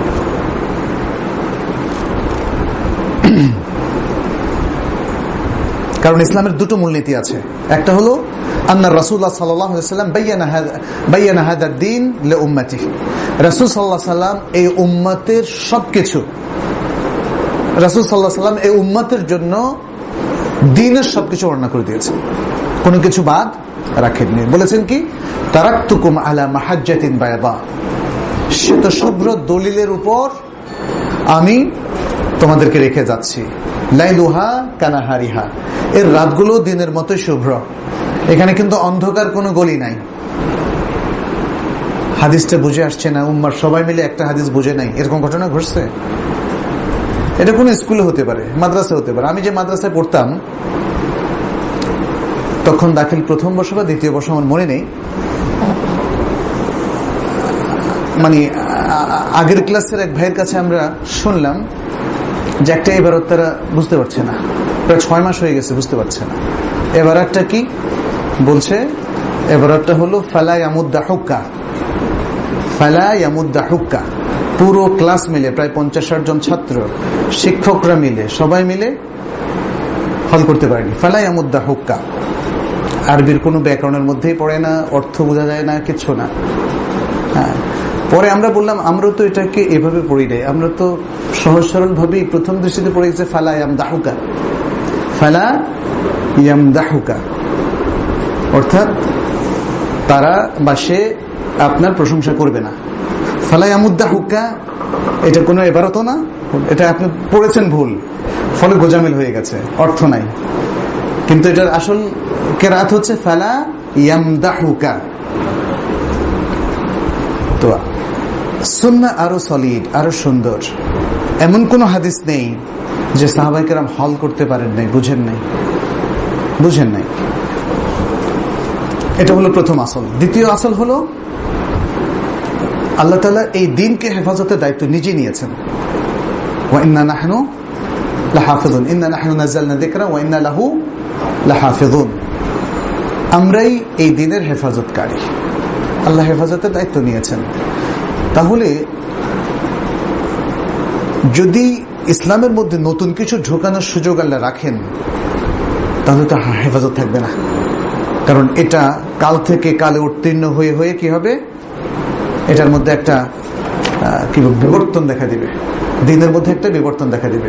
কিছু কাল পরে লোকরা বলবে সালাত আর ভালো লাগছে না, অন্য আরেকটা জিনিস হলে ভালো হয়। হ্যাঁ, তাই না? এটা তো বনী ইসরাইল আমাদের কাছে প্রমাণ রেখেছে।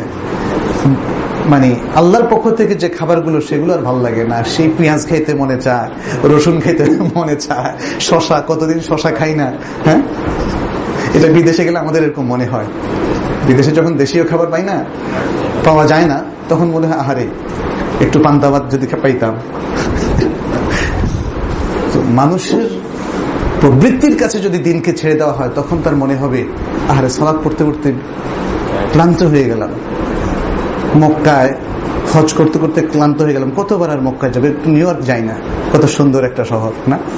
মানুষের মধ্যে এরকম বিভ্রান্তি দেখা দিতে পারে। সেই জায়গাটা আল্লাহ রাখেননি।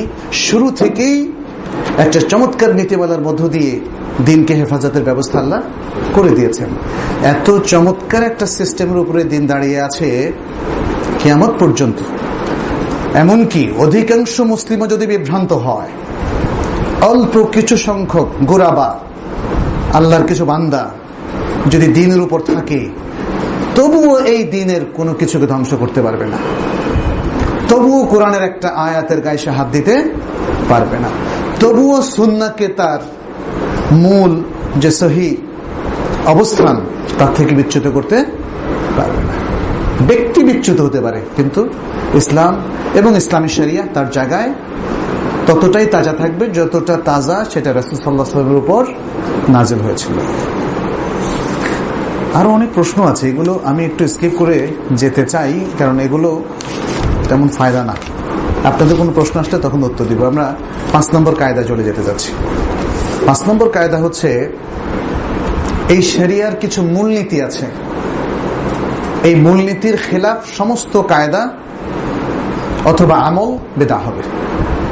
শরিয়ার কিছু মূলনীতি আছে, যে মূলনীতির খেলাফ হলেই আপনি বুঝে নেবেন যে এটা বেদা। যেমন মূলনীতি কি? 5 ওয়াক্ত ফরজ সালাতের জন্য আযান। যদি কেউ এখন বলে যে আচ্ছা আমরা একটু সালাত ও দোহার জন্য মানুষকে একটু ডাকার জন্য একটা আযান দেই, তাহলে আপনি দাঁড়িয়ে যাবেন না, কারণ ফরজ নামাজের বাইরে আর কোনো আযান রাসূল সাল্লাল্লাহু আলাইহি ওয়াসাল্লাম দেওয়ার পারমিশন দেননি। তারপরে যেমন আপনি কিছু দুরূদ তৈরি করলেন, আপনার আত্মীয় স্বজনকে ঢুকাই দিলেন, এর মধ্যে দুরূদগুলো দেখবেন এরকম বিভিন্ন সিলসিলার দূরত্ব পাওয়া যায়। সেখানে দেখা যায় যে তার নাতি পতি, তার মানে সব 14 গোষ্ঠী দুরূদের মধ্যে চলে আসে। দুরূদের মূলনীতি আছে। দুরূদ মানে রাসূল সাল্লাল্লাহু আলাইহি ওয়াসাল্লামের উপর সালাত, আসসালাতু আলা নবী সাল্লাল্লাহু আলাইহি ওয়াসাল্লাম। ওই মূলনীতি ব্যাহত হলে আপনি বুঝবেন যে এটা বেদাতি দুরূদ। যেমন অগ্নির দুরূদ আছে, অগ্নি দুরূদ। অগ্নি দুরূদটাকে কি বলে? হ্যাঁ জানেন তো আপনি? নারিয়া, দুরুদে নারিয়া। আমি নাম দিয়েছি অগ্নির দুরুদ আর কি, যেহেতু নার থেকে নারিয়া। আবার পাথুরে দুরুদ আছে, হ্যাঁ দুরুদে হাজারিয়া, হাজার মানে পাথর, তাহলে পাথুরে দুরুদ। এরকম বিভিন্ন দুরুদ আছে, এগুলো হলো বেদা। সালাতুর রাগায়েবের কথা আমরা বলেছি। সালাতুর রাগায়েব বা দেখবেন যে একটা স্পেশাল সালাত, কিভাবে পড়ে এরা? যেমন সালাতুর রাগায়েব আমাদের দেশে এক প্যাটার্নে পড়ে, যদিও সালাতুর রাগায়েব নাম দেয়নি, হয়তো সবে মেরাজের সালাত নাম দিয়েছে, কিন্তু এটা আফ্রিকার কিছু কিছু দেশে আর রাগায়েব নাম দিয়েছে। তারা যেমন এটা 2 ভাবে পড়ে।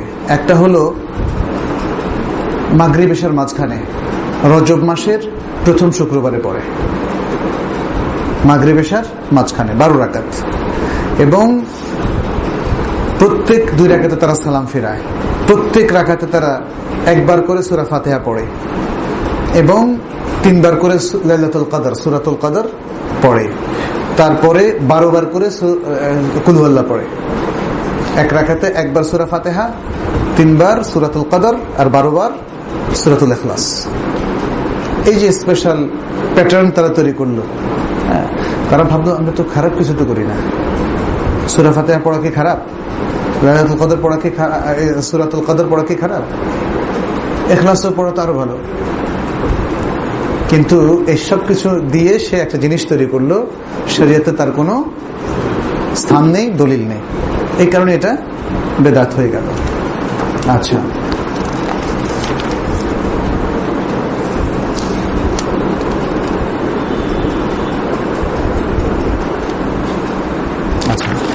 এরপরে আমরা ষষ্ঠ কায়দাতে চলি। এরকম আরো যত সমস্ত রসম রেওয়াজগুলো আছে, যেমন দরগা ভিত্তিক অনেকগুলো বেদাত কিন্তু চালু হয়েছে, মাজার ভিত্তিক অনেকগুলো বেদাত চালু আছে, এবং এগুলো সেখানে হয়তো অনেকে তওয়াফও করে।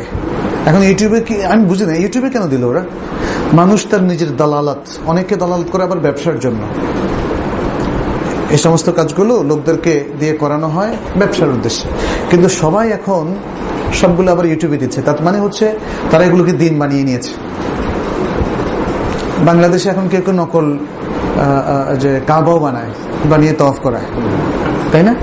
তারপরে আপনার কবর জিয়ারতের মধ্যে আবার তওয়াফও আছে, মাজারগুলো আছে না, মাজারে তওয়াফ করানোর সিস্টেমও আছে, ইত্যাদি নানা ধরনের বিভ্রান্তি। কিন্তু মানে আফসোস হচ্ছে শত শত নারী পুরুষ সেখানে অংশগ্রহণ করে। তার মানে হচ্ছে বিভ্রান্তের শিকার এবং তথ্য বিভ্রাট। এটাকে আমরা তথ্য বিভ্রাট বলি এজন্য যে আসলে এই সরল মনা লোকগুলোর কিন্তু জানাই নাই যে এটা বড় ধরনের বেদাত, এবং এই সমস্ত বেদাতের অধিকাংশ আবার শিরকের দিকে তাদেরকে নিমজ্জিত করে, শিরকের মধ্যে, তাই না? তওয়াফ তো করবেন কার জন্য? আল্লাহর জন্য। এখন মাজারের তওয়াফ তো মাজার আল্লাহর জন্য করতেছে আল্লাহ। আবার জীবিত ভণ্ড পীরকে খুশি করার জন্য কেউ কেউ করছেন। আল্লাহ তওয়াফ ইবাদা, সাই ইবাদা, যাবেহ করা, কুরবানি করা ইবাদা, মানত করা ইবাদা। এই সমস্ত ইবাদতগুলো এখন ডিসপ্লেস করা ফেলা হয়েছে, আল্লাহর জায়গা থেকে গায়রুল্লাহর জন্য নিয়ে যাওয়া হয়েছে। অথচ মানুষ করছে আল্লাহর কৃপা পাওয়ার জন্য, রহমত পাওয়ার জন্য, সন্তান পাওয়ার জন্য। দেখেন কি ধরনের প্রেসক্রিপশন দেওয়া হচ্ছে, নানা ধরনের দোয়া, ওয়াজিফা, আমল, তাবিজ, তুমার, কত কিছু দেওয়া হচ্ছে। আজকে মানে এখন, এতদিন তো আমরা এগুলো আসলে মুখে বলতাম, এখন ইউটিউব কিন্তু আপনি একটা জাউলা যদি দেন, জাউলা মানে একটা ভিজিট করেন, তাহলে সমস্ত শিরকের প্রত্যেকটা দলিল পাবেন। আর এখন বুঝতে পারবেন যে কেন আসলে মুসলিমদের দোয়া আল্লাহ কবুল করছেন না। কারণ আমরা তো আল্লাহর সাথে মোতাআল্লিক হতে পারিনি। আমরা আল্লাহর সৃষ্টির বিভিন্ন কিছুর মধ্যে নিজেদেরকে বেঁধে ফেলেছি, শিরক বিদআতের মধ্যে লিপ্ত হয়ে গিয়েছি। বড় একটা, এগুলো থেকে আমাদেরকে আসলে রক্ষা পেতে হবে। ষষ্ঠ কায়দাটা হচ্ছে যে সমস্ত প্রথা এবং আমাদের ব্যবহারিক কার্যক্রম, যে সমস্ত প্রথা, মনে করে ভালো করে খেয়াল করেন, যে সমস্ত প্রথা এবং ব্যবহারিক কার্যক্রম থেকে কোনো একটিকে আমরা ইবাদত বানিয়ে নেই, স্পেশাল ইবাদত বানিয়ে নেই এমন ভাবে যেটি শরীয়ত অনুমোদন করে না, সেটাও বিদআত। যেমন আপনি যদি মনে করেন যে এই জায়গায় দাঁড়িয়ে পানি পান করা অথবা বসেই পানি পান করা, আইসিটির এই রুমে বসে পানি পান করলে অনেক সওয়াব হবে, যেটা এখানে অনেক ভালো কাজ হয়। এখন কি করলো, প্রতিদিন লম্বা লাইন ধরে, বা আপনারা হালাকার পরে লম্বা লাইন ধরলেন যে এখানে বসে এক গ্লাস পানি খেয়ে তারপর যাবেন, এটা কি হবে? বেদাত হবে। কিন্তু এমনি যদি আপনি আসলে পানি পান করেন, ভাই এখানে 10 জন লোকই পানি পান করলো, অথবা পানির এখানে শর্টেজ হলো, এখন একটু লাইন ধরে পানি পান করতে হইলো, এটা জায়েজ না? এটা জায়েজ। কিন্তু যখন আপনি এই কাজটাকে ইবাদতের রঙে রঙিন করে ফেলবেন, ইবাদতের রং তার উপর লেপটে দেবেন এবং এটাকে একটা রসম রেওয়াজে পরিণত করবেন, ফজিলতের কাজে পরিণত করবেন, তখন এটা কি হবে? এভাবে আমাদের যে সমস্ত স্বাভাবিক প্রথা, যেটা শরীয়ত অ্যালাউ করে, প্রথা হিসাবে অ্যালাউ করে, কিংবা ব্যবহারিক জীবনের কার্যক্রম হিসাবে অ্যালাউ করে, সেটাকে যদি আপনি ইবাদতের রং দিয়ে সওয়াবের কাজের একটা রসম হিসাবে চালু করে দেন, তখন সেটা হবে বেদাত। এটা এখানে বলা হয়েছে। অথচ আমাদের প্রথা অথবা মুআমালাত কিংবা ব্যবহারিক জীবনের যে কাজগুলো আমরা করে থাকি, সেগুলো দিয়ে যদি আমরা আল্লাহর কাছে সওয়াবের আশা করি, সওয়াব কিন্তু পাবো। আমি আপনার সাথে হেসে কথা বললাম আর বললাম, ভাই কেমন আছেন, আমার সাথে কথা বললে আপনার ভালো লাগলো, সওয়াব পাবো না? আমি তো ভালো আচরণ করলাম আল্লাহর কাছে সওয়াব পাওয়ার জন্যই তো। মানে মুসলিম সমস্ত ভালো কাজের পেছনে প্রথম তার নিয়ত হচ্ছে আল্লাহর কাছে সে সওয়াব পাবে। এখন আপনি যদি বলেন তাহলে আল্লাহ আপনার স্বার্থপর, আপনি আল্লাহর কাছে সওয়াব পাওয়ার জন্য আমার সাথে ভালো ব্যবহার করলেন। কোন মুসলিম কি এভাবে আসলে মানে রিয়াক্ট করে না, এটা করে না। কারণ আল্লাহর কাছে যে সওয়াবের আশা করে ভালো আচরণ করে তার চাইতে ভালো মানুষ এই আল্লাহর জমিনে নাই। সে ভালো হতে বাধ্য, কারণ সে তার প্রত্যেকটা কাজ আল্লাহ সন্তুষ্টির আলোকেই করবে। অতএব তার মিসগাইডেড হওয়ার সম্ভাবনা অনেক কমে যায়।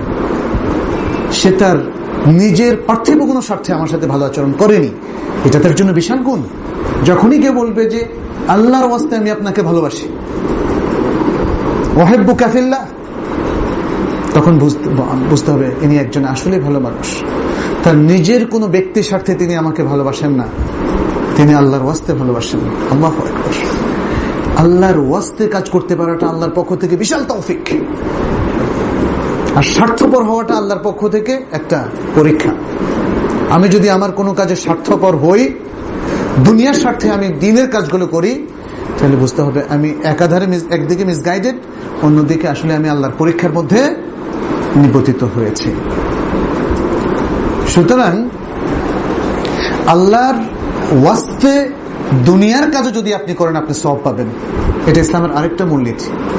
কিন্তু তাই বলে আপনার এই কাজগুলো ইসলামের রেওয়াজে পরিণত হবে না। একজন মুসলিম সবল হওয়ার জন্য যখন ঘুমাবে সে কি সওয়াব পাবে না? কারণ সে তার শক্তি দিনের জন্য ব্যয় করবে, মানবতার কল্যাণে ব্যয় করবে, সমাজের হিতকর কাজে ব্যয় করবে। সওয়াব পাবে না? সে সওয়াব পাবে। মুসলিমের কোনো কাজই বৃথা যায় না যদি সে আল্লাহর সন্তুষ্টির ইচ্ছা পোষণ করে। সেদিক থেকে তার ব্যবহারিক জীবনের, এমনকি আপনারা তো সেই হাদিসটাও জানেন, যেমন কি স্ত্রীর সাথে মেলামেশাটাও সওয়াবের কারণ। সাহাবারা অবাক হয়ে প্রশ্ন করলেন, ইয়া রাসূলুল্লাহ বলেন কি? এ তো সে তার জৈবিক চাহিদা পূরণ করছে, এটা সওয়াবের কি আছে? রাসূল সাল্লাল্লাহু আলাইহি ওয়াসাল্লাম পাল্টা প্রশ্ন ছড়ে দিলেন, যদি সে এটা অবৈধভাবে করতো তাহলে কি পাপ হতো না? আরে এটা তো সাহাবারা খুব অ্যালার্ট, এটা তো পাপ না, এটা মহাপাপ। জিনা ব্যভিচার মহাপাপ।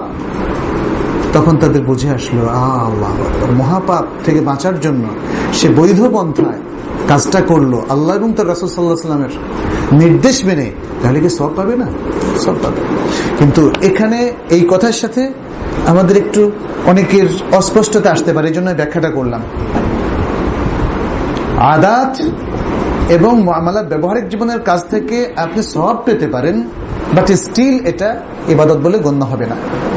এটাকে যদি ইবাদতের শেপটা দেন তখনই অবজেকশনটা আসবে এবং তখনই সেটা বেদাত হবে। মোমবাতি জ্বালানো কি হারাম? কারেন্ট চলে গেছে, তো মোমবাতি জ্বালাইতেই হবে, কি করবেন আপনি? কিন্তু যদি কেউ মাজারে মোমবাতি দেন কি হবে? এটা বেদাত। তাহলে একটা ব্যবহারিক জীবনের আমল কিভাবে বেদাত হয়? সিন্নি খাওয়া কি হারাম? কিন্তু মাজারের সিন্নি, বুঝতে হবে। এখানে পার্সপেক্টিভটাকে আমরা পাল্টে দিয়েছি, শরিয়ার গায়ে হাত দিয়েছি, শরিয়াকে শেপ দিয়েছি আনঅথরাইজড। এটা আনঅথরাইজড কাজ। এর আগে আমরা বলেছি যেখানে অথরাইজেশনের প্রয়োজন হয় সেখানে আনঅথরাইজড কাজ কোনো দিন গ্রহণযোগ্য হয় না। কোনো অফিসে, কোনো আদালতে, কোনো মার্কেটে, আপনার পরিবারেও তো কেউ আনঅথরাইজড ঢুকতে পারবে না। পারবে? আপনি অ্যালাউ করবেন? করবেন না। তাহলে শরিয়ায় আনঅথরাইজড কাজগুলোকে কেন আমরা অ্যালাউ করি? শরিয়ার কাজগুলো হতে হবে on the authority of the Quran and on the authority of the সুন্নাহ। অর্থাৎ কোরআন এবং সুন্নাহর অথরাইজড কাজগুলোই আমরা করব, এর বাইরে যেতে পারবো না। ক্লিয়ার না? আমরা আজকে মনে হয় আলোচনা এখানে শেষ করি। এখানে আরো কিছু কথা আছে, আমরা পরবর্তী আলোচনায় করবো ইনশাআল্লাহ। এটার প্রশ্ন উত্তরে যাবো। সুবহানাকাল্লাহুম্মা ওয়া বিহামদিকা আশহাদু আল্লা ইলাহা ইল্লা আনতা আস্তাগফিরুকা ওয়া আতুবু ইলাইক। প্রশ্ন কি আছে?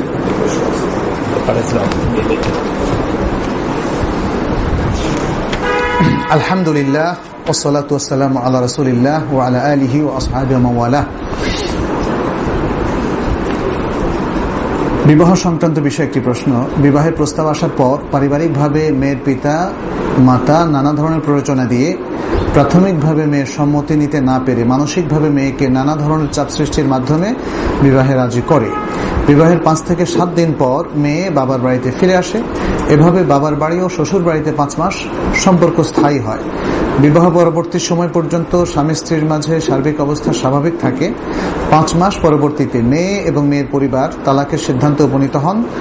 ইতোমধ্যে মেয়ের সাথে তার প্রাক্তন প্রেমিকের যোগাযোগ হয় এবং তালাকের কাগজপত্র স্বাক্ষরিত হওয়ার দিনই মেয়ে প্রেমিকের সাথে পালিয়ে গিয়ে বিবাহ বন্ধনে আবদ্ধ হয়। বর্তমানে তাদের বিবাহ বন্ধন সময়কাল 7 বছর এবং তাদের একটি সন্তান রয়েছে। এমত অবস্থায় তাদের সম্পর্কটি বৈধ কিনা? যদি উক্ত কাজটি অবৈধ হয়ে থাকে তবে ইসলামিক ভাবে করণীয় কি?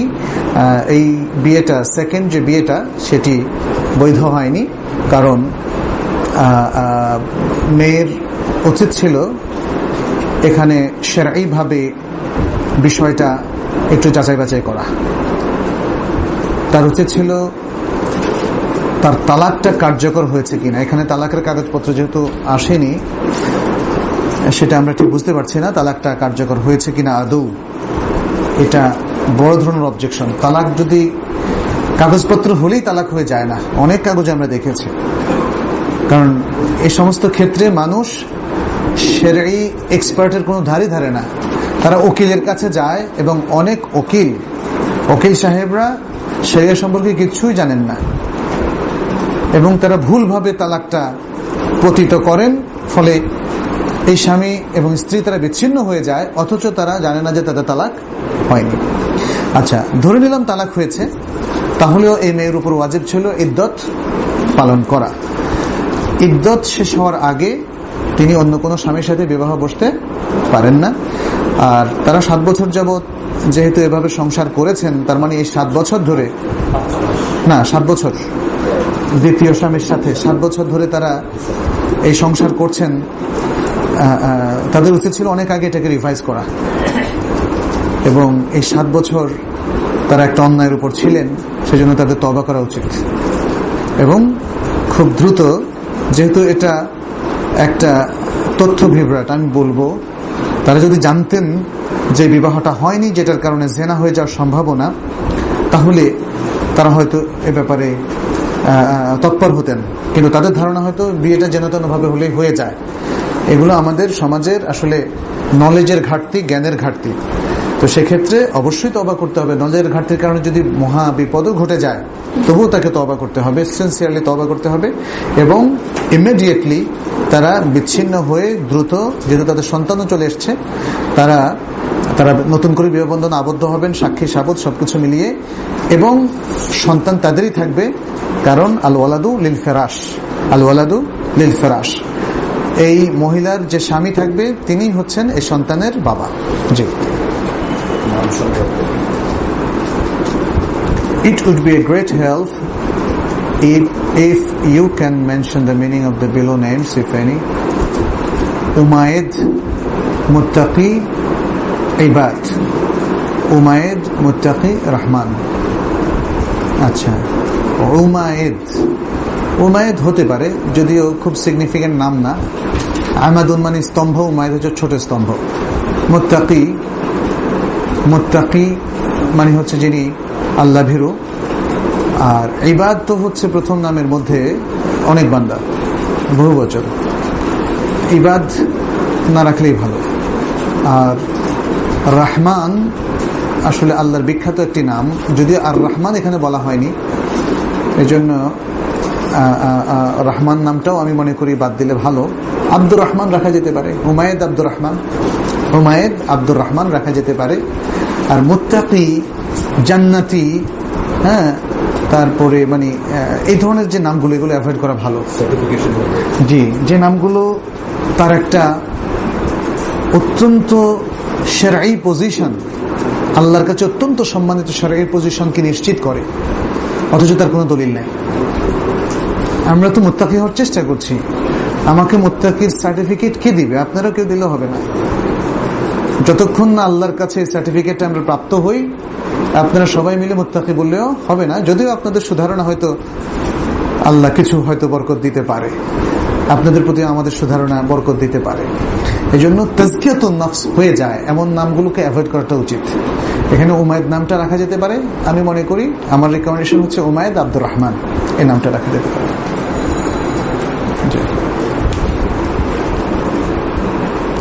জানের সাদকা জান কি জায়েজ?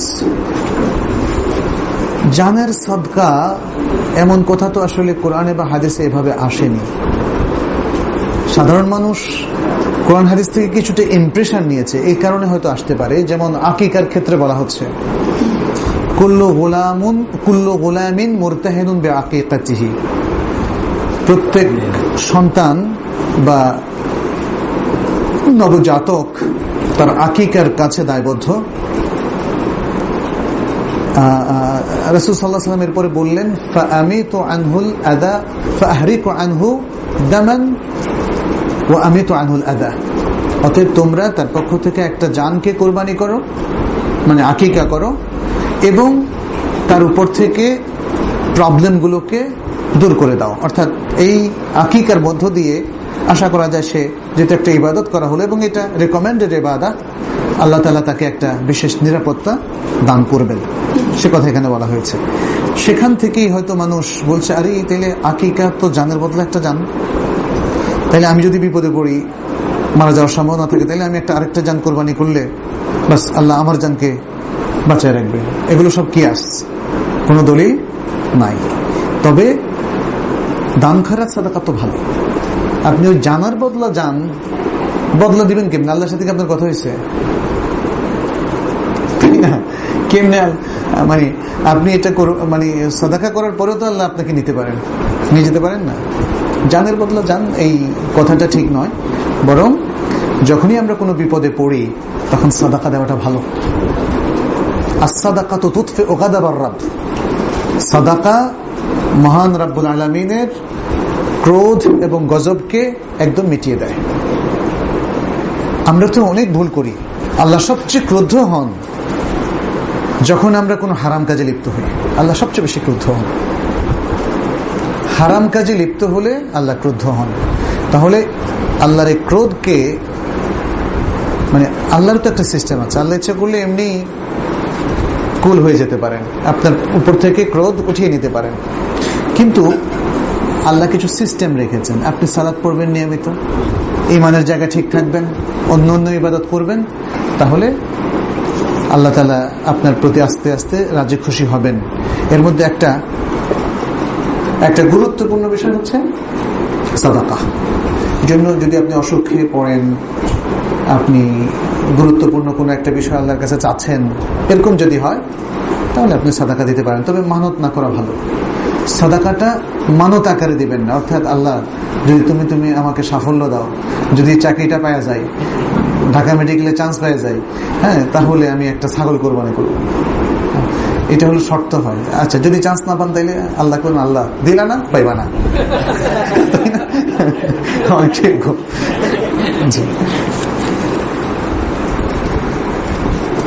আচ্ছা, কেউ যদি আত্মশুদ্ধির জন্য নিজে ব্যক্তিগতভাবে, যেমন রুমে লাইট বন্ধ করে অন্ধকার করে কিছু বিষয় আল্লাহর সাথে মোনাজাতের মাধ্যমে কথা বলার চেষ্টা করে, অথবা নিজের গুনাহকে স্মরণ করে, এই ধরনের প্র্যাকটিসকে বিদআত বলা যাবে? অনেকে বলে যাকে আত্মশুদ্ধির জন্য বা ফাজাইলের জন্য দুর্বল হাদিস আমল করা যায়। দুটো প্রশ্ন করেছেন।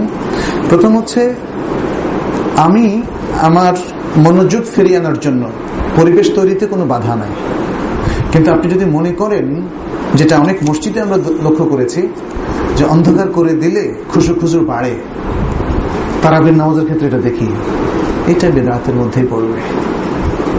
কারণ এটাকে আপনারা রসমে রেওয়াজে পরিণত করেছেন। আর সাধারণত নিয়ম হচ্ছে মসজিদে আলো থাকা, অন্ধকার করবেন কেন? তারাবির চাইতে কি এশার নামাজ গুরুত্বপূর্ণ ছিল না? ওটাতে দেখি পর্যাপ্ত আলো, তারাবিতে আবার আলো দিলেন কমায়, এটা কেমন কথা? আলো আর আঁধারি এটা গুরুত্বপূর্ণ বিষয় না। আসলে আলোর মধ্যে সালাত পড়লে খুশু আসবে না, ব্যাপারটা তা না। হারামাইনের মধ্যে আমরা পর্যাপ্ত আলোতে পড়ি না?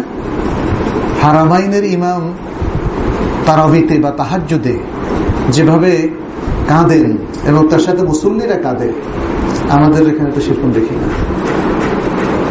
এখানে সবাই সুর সুন্দর করার চেষ্টা করে, কিন্তু কান্না তো আসে না, তার মানে খুশু কম। দ্বিতীয় যে প্রশ্নটা করেছেন যে ফাজাইলের জন্য দুর্বল হাদিস আমল করব কিনা, শরিয়ার কোন আমলের ক্ষেত্রেই দুর্বল হাদিস যদি তার দুর্বলতার উপর থেকে যায় তো আমল করা যাবে না। একটা জিনিস মনে হয় আমাদের উলামা কেরামদের কেউ কেউ তারা উপেক্ষা করে গেছেন বা আমাদেরও চক্ষু এড়িয়ে গেছে, সেটা হলো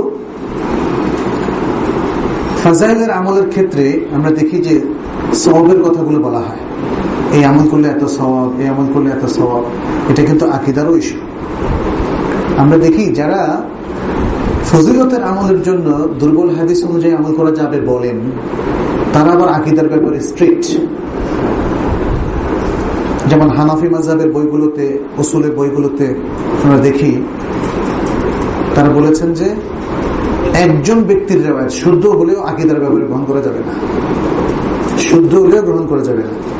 কিন্তু ফজিলতের এই হাদিসগুলো কিন্তু আকীদাকেও টাচ করে। কিভাবে? আপনি এত সওয়াব পাবেন, এই কাজ করলে এত সওয়াব পাবেন।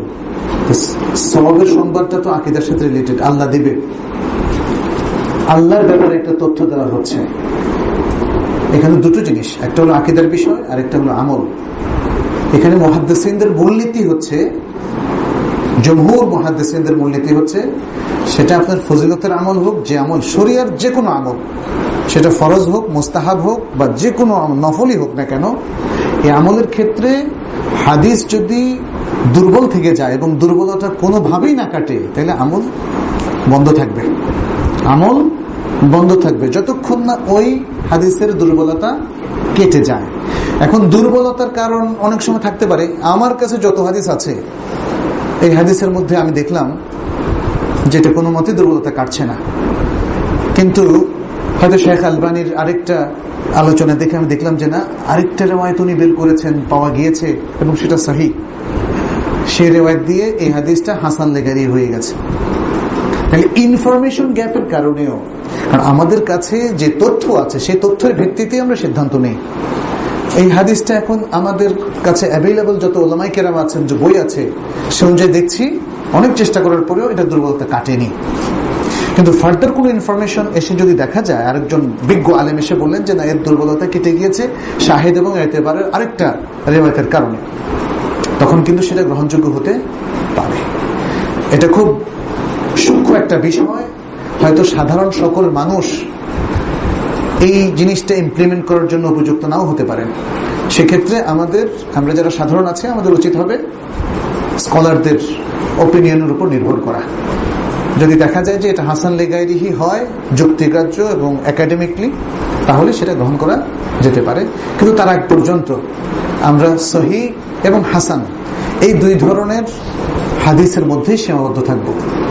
মজার ব্যাপার হচ্ছে, আমাদের ইসলামের সমস্ত গুরুত্বপূর্ণ আমলগুলো কিন্তু সহিহ হাদিস দ্বারাই প্রমাণিত। এখন আপনার কিছু উদ্ভট জিনিস, তার জন্য জাল হাদিস লাগে, আর কিছু মজার আমল আছে, মজার আমল, অনেক বড় বড় ফজিলতের আমল, তার জন্য আছে দাঈফ হাদিস। বুঝতে পেরেছেন? তো এখন আমাদের অভ্যাস হয়ে গেছে যে ফরজ করতে করতে বিরক্ত হয়ে গেছে, এখন মজার আমল করতে ইচ্ছে করে, রুচি পাল্টাইতে ইচ্ছে করে, এই জন্য এইসব সমস্যাগুলো আসছে। তা নাহলে সহিহ হাদিসের আমল কিন্তু এক ব্যক্তি, আমি নিজেও মনে হয় যেন অনেক আমল এখনো শেষ করতে পারিনি। ইন্টারন্যাশনাল খেলা যেমন ক্রিকেট, ফুটবল টিভিতে দেখা যাবে কি? প্রথম হচ্ছে খেলার প্রফেশনাল বিধানটা কি ইসলামে, এটা নিয়ে কিন্তু আমরা উমদাতুল আহকামের মধ্যে ডিটেইলস আলোচনা করেছি, যেখানে এই যে এই সমস্ত খেলার যে প্রতিযোগিতাগুলো হয়, ইভেন প্রতিযোগিতার মানিটা শরীয়ত দৃষ্টিতে জায়েজ হবে কি হবে না, বা এই প্রতিযোগিতাগুলো জায়েজ কিনা, সে প্রশ্নগুলো এসেছে। মুসলিম উম্মাহ এখন হারামের মধ্যে এতই সম্পৃক্ত হয়ে গেছে, এখন কিছু কথা বলে যে এটা নতুন শুনলাম, ক্রিকেট প্রফেশনালি খেলা যাবে না, এটা নতুন শুনলাম, কিংবা এই সমস্ত প্রতিযোগিতার ইনকামগুলো শরিয়া হালাল হিসেবে চিহ্নিত করে না, সেটাও নতুন শুনলাম, তাই না? দেখবেন যে অনেক, কারণ আমাদের অনেক দিনদার ভাইরাও এগুলো দেখতে অভ্যস্ত হয়ে গেছেন। শুধু তাই না, ওনারা ড্রয়িং রুমেও মেহমানদের সাথে আলোচনা করেন কোন টিমের কি রেজাল্ট, কে জিতলো না জিতলো, আবার খুবই প্র্যাকটিসিং। তার মানে হচ্ছে এই যে মানে এগুলো আর কি খুব দুর্দশা। আপনি যখন খুব দিনদার হন, আপনি এই সমস্ত প্রতিযোগিতা নিয়ে যখন আলোচনা করেন, তখন তার কিন্তু একটা পারমিশন তৈরি হয়। আর যদি তিনি হয় আলেম মানুষ, তাহলে আরো মুশকিল। ভাই বাংলাদেশের খবর কি, যদি আমি জিজ্ঞেস করি আপনাদেরকে, তাহলে তো বোঝা গেল যে না, তাহলে এটা জায়েজ হবে, আপনারা ধরেই নেবেন এগুলো অবশ্যই জায়েজ। এই খবর আদান প্রদান, একটু জানা শোনা, এই সম্পর্কে একাডেমিক বিষয় হচ্ছে আসলে প্রফেশনাল এই সমস্ত খেলাগুলো আসলে শরীয়ত অ্যালাউ করে না। প্রফেশনাল প্রতিযোগিতা আপনি খেয়াল করে দেখেন, মানে একটা উম্মার একটা বিশাল অংশ ইনভলভ হয়ে যাচ্ছে এই কাজে। রাত নাই, দিন নাই, খেলাধুলা, সালাত নাই। এটাকে এর মধ্যে তো আরো ঢুকেছে যে কি চেয়ার গার্ল, জুয়া, তারপরে মাদক দ্রব্য ডোজ নিচ্ছে খেলোয়াড়রা, ইত্যাদি ইত্যাদি, আরো লটারি, অনেক কিছু এর মধ্যে সম্পৃক্ত। এখন কেউ কেউ বলেন আচ্ছা বুঝলাম, যদি এগুলো থেকে আমরা মুক্ত করতে পারি তাহলে জায়েজ হবে কিনা। ঠিক যেমনি ভাবে বলে পয়লা বৈশাখকে যদি আমরা হারাম মুক্ত করি তাহলে জায়েজ হবে কিনা, চৈত্র সংক্রান্তিকে যদি আমরা হারাম মুক্ত করি তাহলে জায়েজ হবে কিনা। এই প্রশ্নগুলো এখন আমাদের অনেক বিজ্ঞ মুসলিম ভাইরা রাখেন আর কি। তারা বলছেন যে এখন পয়লা বৈশাখ তো রোধ করার উপায় নাই, হবেই, তাইলে এটাকে আমরা হালাল উপায় করি, এরকম সবকিছু আর কি। এখন ফুটবল ক্রিকেটও একই কথা, এটা যেহেতু রোধ করার উপায় নাই, সমস্ত সৌদি আরব সহ সব মুসলিম রাষ্ট্র এগুলো টিম বানিয়েছে এবং প্রফেশনাল টিম। সুতরাং এটাকে হালাল উপায় কিভাবে করা যায়? কেউ কেউ বলছেন যে এটাকে মনে হয় ওনারা যদি ৭০টা ঢাকেন তাহলে অন্তত হালাল হলো। বিষয়টা মোটেই তা না।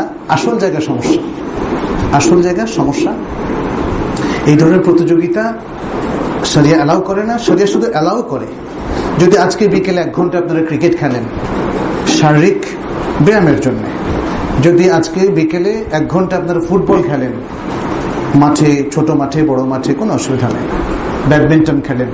আমি যখন মাদ্রাসায় পড়তাম তখন সব খেলা নিষিদ্ধ ছিল, কোনো খেলাধুলা করা যেত না, গোল্লা ছোট না। তারপরে লুকিয়ে লুকিয়ে খেলতাম, আমরা ব্যাডমিন্টন খেলতাম, কারণ আসলে যে জিনিসটা আমাদের উপর আরোপ করা হয়েছিল শরিয়া সেটা আরোপ করেনি। ব্যাডমিন্টন খেলা এটা কেন নিষিদ্ধ হতে যাবে, কিংবা ফুটবল খেলা যেখানে দৌড়াদৌড়ি আছে, তাই না? এটা ঠিক যে এই খেলাগুলো তখন ছিল না, এগুলোর একটা মুবাহ সেক্টর আছে, কিন্তু এখন প্রশ্নটা যে সেক্টর নিয়ে করা ওটা শরিয়া অ্যালাউ করে না। আমাদেরকে বুঝতে হবে শরিয়া কিছু জায়গা মুবাহ রেখেছে, আবার অনেক জায়গা হারাম করে দিয়েছে। এই জায়গাগুলো আমাদের একটু সতর্কতার সাথে খেয়াল রাখতে হবে। আল্লাহকে খোদা বলে ডাকলে কি শিরক হবে? খোদা বলে ডাকলে শিরক হবে না, কিন্তু এটা আল্লাহর নাম না, এবং আল্লাহকে এই নামে ডাকাও উচিত না। আপনি যদি আল্লাহকে বলেন হে প্রভু, প্রভু তো কোরআনে আসে নাই, বললেন যে আপনি কি বললেন, এরকম আরো যে কোনো শব্দ আপনি ইউজ করলেন, জি ঈশ্বর যেহেতু এটা হিন্দু শব্দ, সেখানে আমরা অবজেকশন দেব অবশ্যই, কিন্তু প্রভু, মুনিব এগুলো বলা যেতে পারে। খোদা হচ্ছে সেলফ, খোদা মানে হচ্ছে সেলফ, যে সত্তা কে কেউ সৃষ্টি করেনি, লাম ইয়ালিদ ওয়া লাম ইউলাদ। আমরা যদি অর্থ ধরি তাহলে একদম ভুল নয়, কিন্তু এটাকে মানুষ আল্লাহর নাম বানিয়ে নিয়েছে। আল্লাহ ফার্সি जो खुद से खुद, হ্যাঁ সেলফ আর কি, হ্যাঁ আমি মানে আল্লাহ থেকেই, মানে আল্লাহ নিজে একক সত্তা, লাম ইয়ালিদ ওয়া লাম ইউলাদ, এর থেকে বেশি কিছু বলা যাবে না। তাকে কেউ সৃষ্টি করেনি, তিনি কারো থেকে শ্রেষ্ঠ নন। খোদার শাব্দিক মিনিংটা সেটা। কিন্তু তারপরেও খোদা আল্লাহর নাম হতে পারে না। কিন্তু আমরা হয়তো অনেকে বলবেন আমি ওই প্রভুর মতোই মনে করি, এই জবাবটা গ্রহণযোগ্য না। কারণ খোদাটা আল্লাহর রিপ্লেস হয়ে গেছে। আয় খোদা, মুনাজাতের মধ্যে আয় খোদা, দোয়ার মধ্যে আয় খোদা, হ্যাঁ খোদা হাফেজ, মানে শব্দটাকে আমরা আল্লাহর সবচেয়ে গুরুত্বপূর্ণ সুন্দর নাম দিয়ে রিপ্লেস করেছি। আমি সহি আকীদার অনেক আলেমকেও জিজ্ঞেস করেছি যারা হয়তো পাকিস্তান কিংবা ভারতের, তারাও বলেন যে এটা আমাদের আসলে হয়ে গেছে, তো আমরা এখন এতটুকু বলবো মানুষকে যে আপনারা খোদা না বলে আল্লাহ বলুন। কিন্তু এটা কি শিরক অথবা মানে যে বলে তাকে কাফের বলা, এটা করা যাবে না। আর আমরাও অনেক আগ থেকেই, ধরেন আজ থেকে 20 বছর 25 বছর আগ থেকে আমরাও তানবীহ করে আসছি। কোরআন আল্লাহ তাআলা বলছেন ওয়ালিল্লাহিল আসমাউল হুসনা ফাদউহু বিহা, আল্লাহর রয়েছে সুন্দর সুন্দর নাম, অতএব সেই নামে তোমরা ডাকো। খোদা নামে কেন ডাকবেন আপনারা? আমরা কেন আল্লাহকে খোদা নামে ডাকবো? খোদা তো আল্লাহর নাম না, এটা নিশ্চিত। খোদা আল্লাহর নাম না। আর যদি আপনি আল্লাহকে আল্লাহর নামে ডাকেন, তাহলে আল্লাহর নির্দেশটা মানলেন, এবং আপনার প্রিয় নামে যদি আপনাকে ডাকে, দেখবেন যে আপনার ভালো লাগবে। ভালো লাগবে না? আপনার প্রিয় নামে যদি আপনার প্রিয় কোনো মানুষ ডাকে, তাহলে আরো ভালো লাগবে। আর যদি আমার এমন একটা নামে আমাকে ডাকে যেটা আমার এলাকার লোকটা নাম দিয়েছে, ভালো লাগবে না কিন্তু। অথবা ইউনিভার্সিটিতে ফার্স্ট ইয়ারের ছেলেমেয়েরা নাম দিয়েছে, পুরাতন বন্ধু দেখা হয়ে ওই নামে ডাকলো, তাহলে কিন্তু মোটেই ভালো লাগবে না, বিশেষ করে অন্য মানুষের সামনে। আচ্ছা, ডাক্তার ভালো বলে আমি বেঁচে গেলাম, ড্রাইভার ভালো তাই দুর্ঘটনা হলো না, এসব কথা যদি মনের ভুলে বলে ফেলি তাহলে শিরক হবে না, কিন্তু ভুল। এটা রাসূল সাল্লাল্লাহু আলাইহি ওয়াসাল্লাম একদম স্ট্রিক্টলি নিষেধ করেছেন, এগুলো করে দেবেন। রাসূল সাল্লাল্লাহু আলাইহি ওয়াসাল্লামকে আল্লাহ সৃষ্টি করে আকাশের তারা করে রেখেছেন, পরবর্তী কয়েক হাজার বছর পর দুনিয়াতে পাঠিয়েছেন, এবং রাসূল সাল্লাল্লাহু আলাইহি ওয়াসাল্লামকে আল্লাহ আগে সৃষ্টি করেছেন। বিস্তারিত বলবেন কি? এখানে বিস্তারিত বলার কিছুই নেই, সবটাই বানানো কথা। জি, তাহাজ্জুদ নামাজ পড়ার নিয়ম কি? অর্থাৎ অন্যান্য নামাজের মতো পড়তে হবে? বুঝিয়ে বলবেন দয়া করে। হ্যাঁ, তাহাজ্জুদ নামাজ রাতের সালাহ, রাতের 1/3 পর থেকে আপনি তাহাজ্জুদ পড়তে পারেন। মধ্যরাত্রির পরে পড়া যায়, আর 2/3 পরে পড়া সবচেয়ে উত্তম। এটা আল্লাহ তাআলা কোরআনের মধ্যে কুমিল লাইলা ইল্লা কালিলা নিসফাহু আও ইনকুস মিনহু কালিলা আও জিদ আলাইহি ওয়ারাত্তিলিল কুরআনা তারতিলা, এই 3টা প্রকার ওখানে বলে দেওয়া হচ্ছে। তাহলে রাতের 1/3 যাওয়ার পর থেকেই তাহাজ্জুদ পড়া যায়। মধ্যরাত্রির পরে আরেকটু আফদাল সময়, সবচেয়ে আফদাল সময় হচ্ছে 2/3 পরে। 2 রাকাত করে 8 রাকাত পড়বেন, অথবা 10 রাকাত পড়বেন। 8 রাকাত পড়লে 3 রাকাত ভিতর মেলাবেন, আর যদি 10 রাকাত পড়েন 2 রাকাত করে 1 রাকাত ভিতর মেলাবেন। জোহরের নামাজের ফরজ 4 রাকাত, নামাজের পূর্বে 4 রাকাত সুন্নত নামাজ না পড়া হলে পরবর্তীতে ফরজ নামাজের পর সুন্নত 4 রাকাতকে পড়তে হবে কি? সুন্নত নামাজগুলোর আসলে কাজা নাই, কাজা শুধুমাত্র ফরজেরই হয়।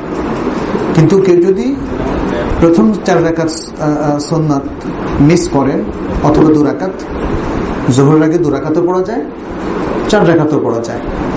উত্তম হচ্ছে 2 রাকাত করে পড়া। তবে 4 রাকাত একসাথে পড়া যায়, এটা একটা আবু দাউদের একটা হাদিসের আলোকে ডক্টর আব্দুল মোহসেন আব্বাদ বলেছিলেন। কিন্তু তারপরে উত্তম হচ্ছে ফরজ ছাড়া আর বাকি সমস্ত সালাতগুলো 2 রাকাত করে পড়া, রাতের এবং দিনের। জোহরের আগে কম সময় থাকলে 2 রাকাত পড়েন, বেশি সময় থাকলে 2 রাকাত করে 4 রাকাত পড়েন, আর সবটা মিস হলে অতিরিক্ত 2 রাকাত অথবা 2 রাকাত করে 4 রাকাত আপনি পড়ে নিতে পারেন। তবে এটা ওই নামাজের কাজা না, কোন সুন্নত নামাজের কাজা হয় না। বেতের ক্ষেত্রেও যেমন আপনি যদি বেতেরটা মিস করেন, তাহলে দিবসের মধ্যে সালাতুদ দুহা পড়ার সময়ের মধ্যে আপনি আরো 1 রাকাত মিলিয়ে পড়ে দিবেন। অর্থাৎ বেতে যদি 1 রাকাত পড়েন তাহলে 2 রাকাত পড়বেন, যদি 3 রাকাত পড়েন তাহলে 2 রাকাত করে 4 রাকাত পড়বেন। এভাবে যে কোনো সুন্নাতের ক্ষেত্রে রাসূল সাল্লাল্লাহু আলাইহি ওয়াসাল্লাম যেমন জোহরের এই নামাজগুলো মিস করার পরে অথবা আসরের আগে, যেটা অপশনাল, সেগুলো মিস করার পরে আসরের পরে কখনো পড়ছিলেন। তবে আসরের পরে তার পড়াটা হচ্ছে খাস, এটা উম্মতের জন্য না। কিন্তু এই জিনিসগুলো কনফিউজড হয়ে যাচ্ছে অনেকে। আসরের পরে উম্মতের জন্য একটা কমন জিনিস আছে, আসরের পর থেকে সূর্য অস্ত যাওয়া পর্যন্ত আর কোনো নামাজ, নফল নামাজ সে পড়বে না। এমনকি এই ধরনের কোনো সুন্নত তার মিস করলেও সেটাও সে পড়বে না। জি,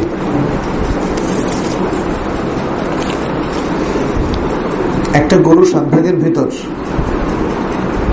6 না উপার্জনকারীকে না উপার্জনকারীদের শরীক হওয়ার পর যদি 2-1 ভাগ বাকি থাকে, সেটা কি কেউ ছোটদের বা রাসূল সাল্লাল্লাহু আলাইহি ওয়াসাল্লামের পক্ষ থেকে কোরবানি দিতে পারে? রাসূল সাল্লাল্লাহু আলাইহি ওয়াসাল্লাম থেকে কোরবানি দেওয়ার কোনো প্রয়োজন নাই। যদি 2-1 ভাগ বাকি থাকে, সেটা সব শরীককেই শামিল করতে পারেন। এটা সৌদি আরবের প্রখ্যাত বড় বড় স্কলারদের ফাতাওয়া, যেমন শেখ সালেহ বিন উসাইমিন সহ আরো অনেক স্কলার ছিলেন। 7 ভাগ যেখানে দেওয়া যায় সেখানে অল্প দিলেও কোনো অসুবিধা নেই। 5 জনের মধ্যে, 4 জনের মধ্যে বা 6 জনের মধ্যে অসুবিধা নেই। এমনকি শেখ সালেহ বিন উসাইমিন এটাও বলেছেন, এর মধ্যে যদি 6 জন কোরবানি করলো, 1 জন গোশত করার জন্য করলো, তাহলেও জায়েজ আছে। এটার কারণ কি, তিনি কেন বলেছেন? তিনি বলেছেন এই জন্যে যে যেহেতু এটার প্রত্যেকটা ভাগ শখস অনুযায়ী আলাদা হয়ে গেছে। যদি পশু একটা, কিন্তু মানুষের ভাগ কিন্তু আলাদা হয়ে গেছে, ফলে পশুর হাইসিয়তে না, আপনার হাইসিয়তে হুকুম হবে। আপনার হাইসিয়তে হুকুম হবে। আপনার জন্য 7 ভাগে 1 ভাগ কোরবানি যেহেতু জায়েজ হচ্ছে, অতএব আপনার জন্য আপনার নিয়ত অনুযায়ী আমল হবে, ওনার জন্য ওনার নিয়ত অনুযায়ী, ওনার জন্য ওনার নিয়ত অনুযায়ী। আর এই কথাটা রাসূল সাল্লাল্লাহু আলাইহি ওয়াসাল্লাম বলেছেন, ইন্নামাল আমালু বিন্নিয়াত। অতএব ইসলামের মৌলিক নীতিমালা অনুযায়ী শেখ সালেহ বিন উসাইমিনের এই ফতোয়াটা অনেকের কাছে মানে কারো কারো কাছে পছন্দ না হলেও এটা কিন্তু খুবই যৌক্তিক বলে মনে হয়। আমি এই যুগের আলেমদের মধ্যে ওনাকে দেখেছি, মানে খুব গভীর চিন্তা করে দেখা যাচ্ছে উনি যেন সব দিক বিবেচনা করে কথা বলেছেন। ঠিক আগের আলেমদের মধ্যে ইবনে তাইমিয়াকে আমরা যেমন দেখেছি, এই জন্য কেউ কেউ ওনাকে এই যুগের ইবনে তাইমিয়া বলেন। অর্থনৈতিক ভাবে হ্যাঁ, ও ছোট বাচ্চাদের তো কোনো অসুবিধা নেই। অর্থনৈতিক ভাবে অক্ষম অথবা শিশুদের পক্ষ থেকে যদি কেউ কুরবানি আদায় করে, তবে কি তাদের অকল্যাণ দূর হয়? অকল্যাণ তো সমস্ত ভালো আমলের মাধ্যমে দূর হতে পারে। যে কোনো ইবাদতের মধ্য দিয়েই আল্লাহর কাছে আমরা দোয়া করতে পারি। ইবাদত করার পরে ইবাদতের ওসিলা দিয়ে দোয়া করতে পারি। ইবাদত আমাদের কাজ। হে আল্লাহ, আমরা তোমার উদ্দেশ্যে কোরবানি করলাম, আমাদেরকে যাবতীয় অকল্যাণ থেকে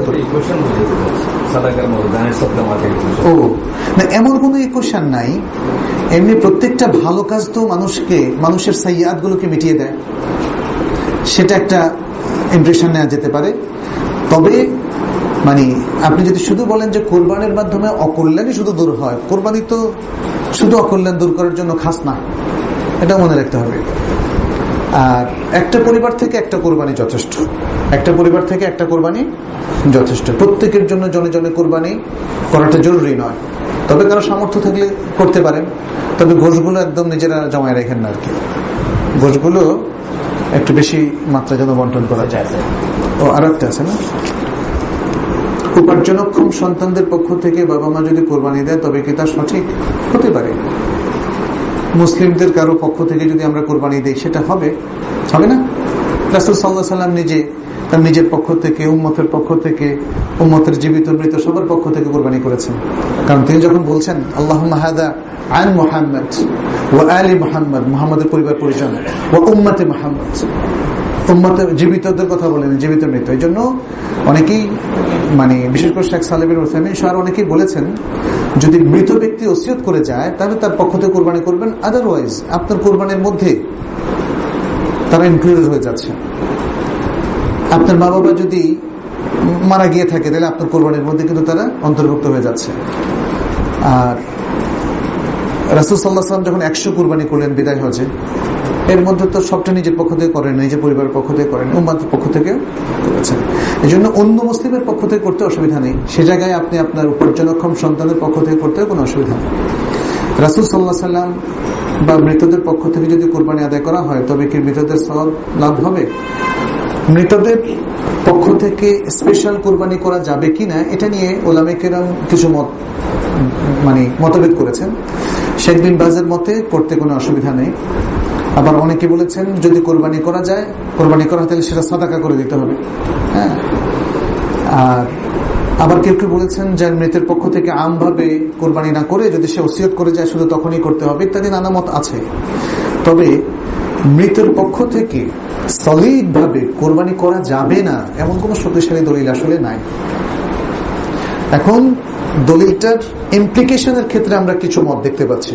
কেউ বলছেন ওসিয়াতের ক্ষেত্রে, কেউ বলেছেন আমভাবে, আবার কেউ বলেছেন আপনি আপনার কোরবানির মধ্যে চলে আসতেছে ইত্যাদি। তো সেক্ষেত্রে সব মতামতই বলছে, কিন্তু একটা স্পেস রেখে দিয়েছে মৃতের পক্ষ থেকে কোরবানি করার। যেমন যদি এটা সাদাকা করে দেন তাহলে তো জায়েজ আছে। একজন ব্যক্তির জন্য, মৃত ব্যক্তির জন্য একটা কোরবানি করে বা জবাই করে যদি গরিবদেরকে খাওয়ানো সওয়াব হবে না? এটা তো কোরবানি ছাড়াও সওয়াব হবে। ফলে একটা স্পেস এখানে আছে, বেনিফিটেড হবে ইনশাআল্লাহ। সাদাকা হিসাবে অবশ্যই তিনি বেনিফিটেড হবেন। যদি আমার নিকটবর্তী সব মসজিদে আসরের নামাজ দেরিতে পড়ে আমি কি আউয়াল ওয়াক্তে নিজে নিজে পড়বো নাকি দেরিতে জামাতে পড়বো? দেরি মানে কতটা দেরি, এটা একটা দেখার বিষয় আছে। যদি একদম মাকরুহ ওয়াক্তে চলে যায় তাহলে আপনি পড়ে দেবেন, কিন্তু যদি একটু দেরি করে পড়ে মাকরুহ ওয়াক্তে না যায় তাহলে আপনি জামাতের সাথে পড়াটা আওলা। আর যেটা হাদিসে আসলে নিষেধ এসেছে সেটা হচ্ছে যারা মুতাআখিরিন, এই হাদিসগুলো নিয়েও আমরা দেখেছি সব পড়াশোনা করার পরে যে তাখির যেটা বলা হয়েছে হাদিসে, তাখির সেটা ইদাআতুস সালাহ। অনেক ক্ষেত্রে ইদাআতুস সালাহ, সালাহ নষ্ট করে ফেলাকে ইন্ডিকেট করা হচ্ছে। এতটাই দেরি করে সালাতের জন্য নষ্ট হয়ে যায়, তাদের সাথে পড়া যাবে না, তাদের সাথে পড়া যাবে না। কিন্তু যদি একটু দেরি করে, আমাদের দেশে সাধারণত একটু দেরি করেই পড়ে, যেহেতু তাদের কাছে সঠিক যে ওয়াক্তটা, হানাফি মাযহাবের দুজন বড় ইমাম কিন্তু জমহুরের সাথে আছেন, ইমাম মুহাম্মদ, ইমাম আবু ইউসুফ। তারা যেমন এখন 3:15 হয় না, 3:15, 14, 15, 16 এরকমই হয়।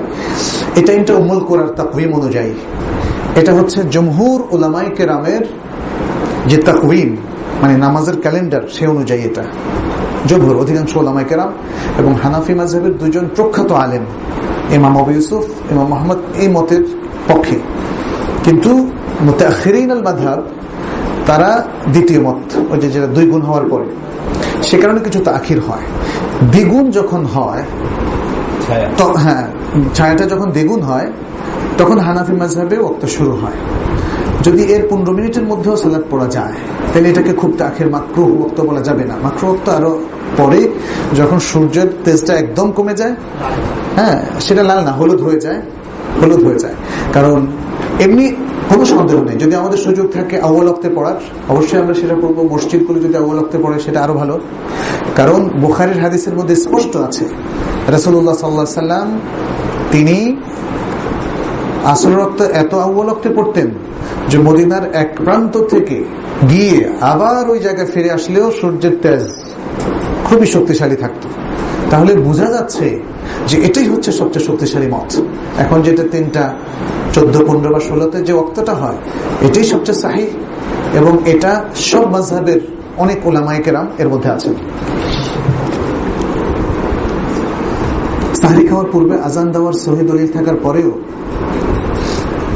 সাহরি খাওয়ার পূর্বে আজান দেওয়ার সহিহ দলিল থাকার পরে আচ্ছা, বর্তমান সময়ে যে ঢোল পিটিয়ে হ্যান্ড মাইক দিয়ে ডাকা হয়, এটি কি বিদআত হবে না? ঢোল পিটিয়ে হ্যান্ড মাইক দিয়ে, হ্যান্ড মাইক মানুষকে সচেতন করা।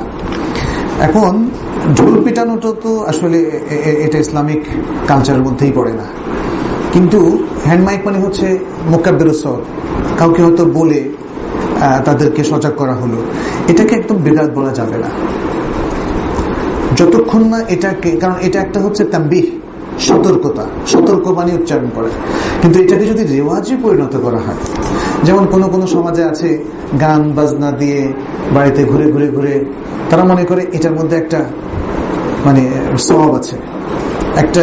এটা আফ্রিকান বিভিন্ন সমাজে দেখা যায়, আমার দেশেও গ্রামে থাকতে পারে। আচ্ছা, মানে নির্দিষ্ট একটা রেওয়াজ যদি করে ফেলে তাহলে অবশ্যই এটা বেদাত হয়ে যাবে। কিন্তু যদি এটা রেওয়াজে পরিণত না হয়, যে এখান থেকে ওখানে এখান থেকে ওখানে সব মসজিদে সব একই রেওয়াজ, তাহলে এটা বেদাত হয়ে যাবে। কারণ ওই যে আদাত এবং আমালাত গুলোকে আমরা ইবাদতে পরিণত করলাম, সেই হিসাবে এটা বেদাত হবে। আর যদি হঠাৎ করে আমরা আজকে বা কালকে আর কিছু পেলাম না, একটু জোরে সাউন্ড করে বললাম সবাইকে, তবে মসজিদের মাইক ইউজ না করাই ভালো। বাইরে বলা যেতে পারে, নানাভাবে বলা যেতে পারে। সাইরান বাজায় কোথাও কোথাও, সাইরান বাজায়। সাইরানটা যদি নিয়মিত বাজানো হয়, এটা তো আসলে তানবীর করার জন্য, এটাকে কেউ ইবাদতের মর্যাদা দেয়নি, সেগুলোকে বেদাত বলা যাবে না। এখন এই জিনিসটা খুব সূক্ষ্মভাবে আমাদেরকে ক্ল্যারিফাই করতে হবে যে আমরা কি এটাকে রেওয়াজ বানিয়ে শরঈ কোন মর্যাদা দিচ্ছি কিনা। এই যে মানুষকে সজাগ করার জন্য, জামাতের দিকে তাকার জন্য, সেহরি খাওয়ার জন্য, তাই না? যদি এটাকে শরঈ মর্যাদা দিয়ে ফেলি তাহলে এটা বেদাত হবে, কারণ এটার কোনো শরঈ মর্যাদা নাই। আর যদি শরঈ মর্যাদা না দেই, এক এক সময় এক এক সিস্টেম আমরা ফলো করি। কখনো যেমন আমরা প্রতিদিন তো দেখা যাচ্ছে যে আমরা মোবাইলে অ্যালার্ম দিচ্ছি, তাহলে এটাও কি বেদাত হবে? তাই না? সেন্সটা কি এখানে, নিয়তটা কি, এবং সেটা রসম হয়ে গিয়েছে কিনা, রেওয়াজ হয়ে গেছে, সওয়াবের কাজ হিসাবে সমাজে স্বীকৃতি পেয়েছে কিনা, এই জিনিসগুলোর উপর নির্ভর করে। আজকে এখানে শেষ করি না, আজকে এখানে আমরা শেষ করছি। আল্লাহর কাছে আমরা প্রশ্নের উত্তর হয় না, কিছু করেন নাই, আল্লাহর কাছে সুবহানাকাল্লাহুম্মা ওয়া বিহামদিকা ওয়া তাবারাক।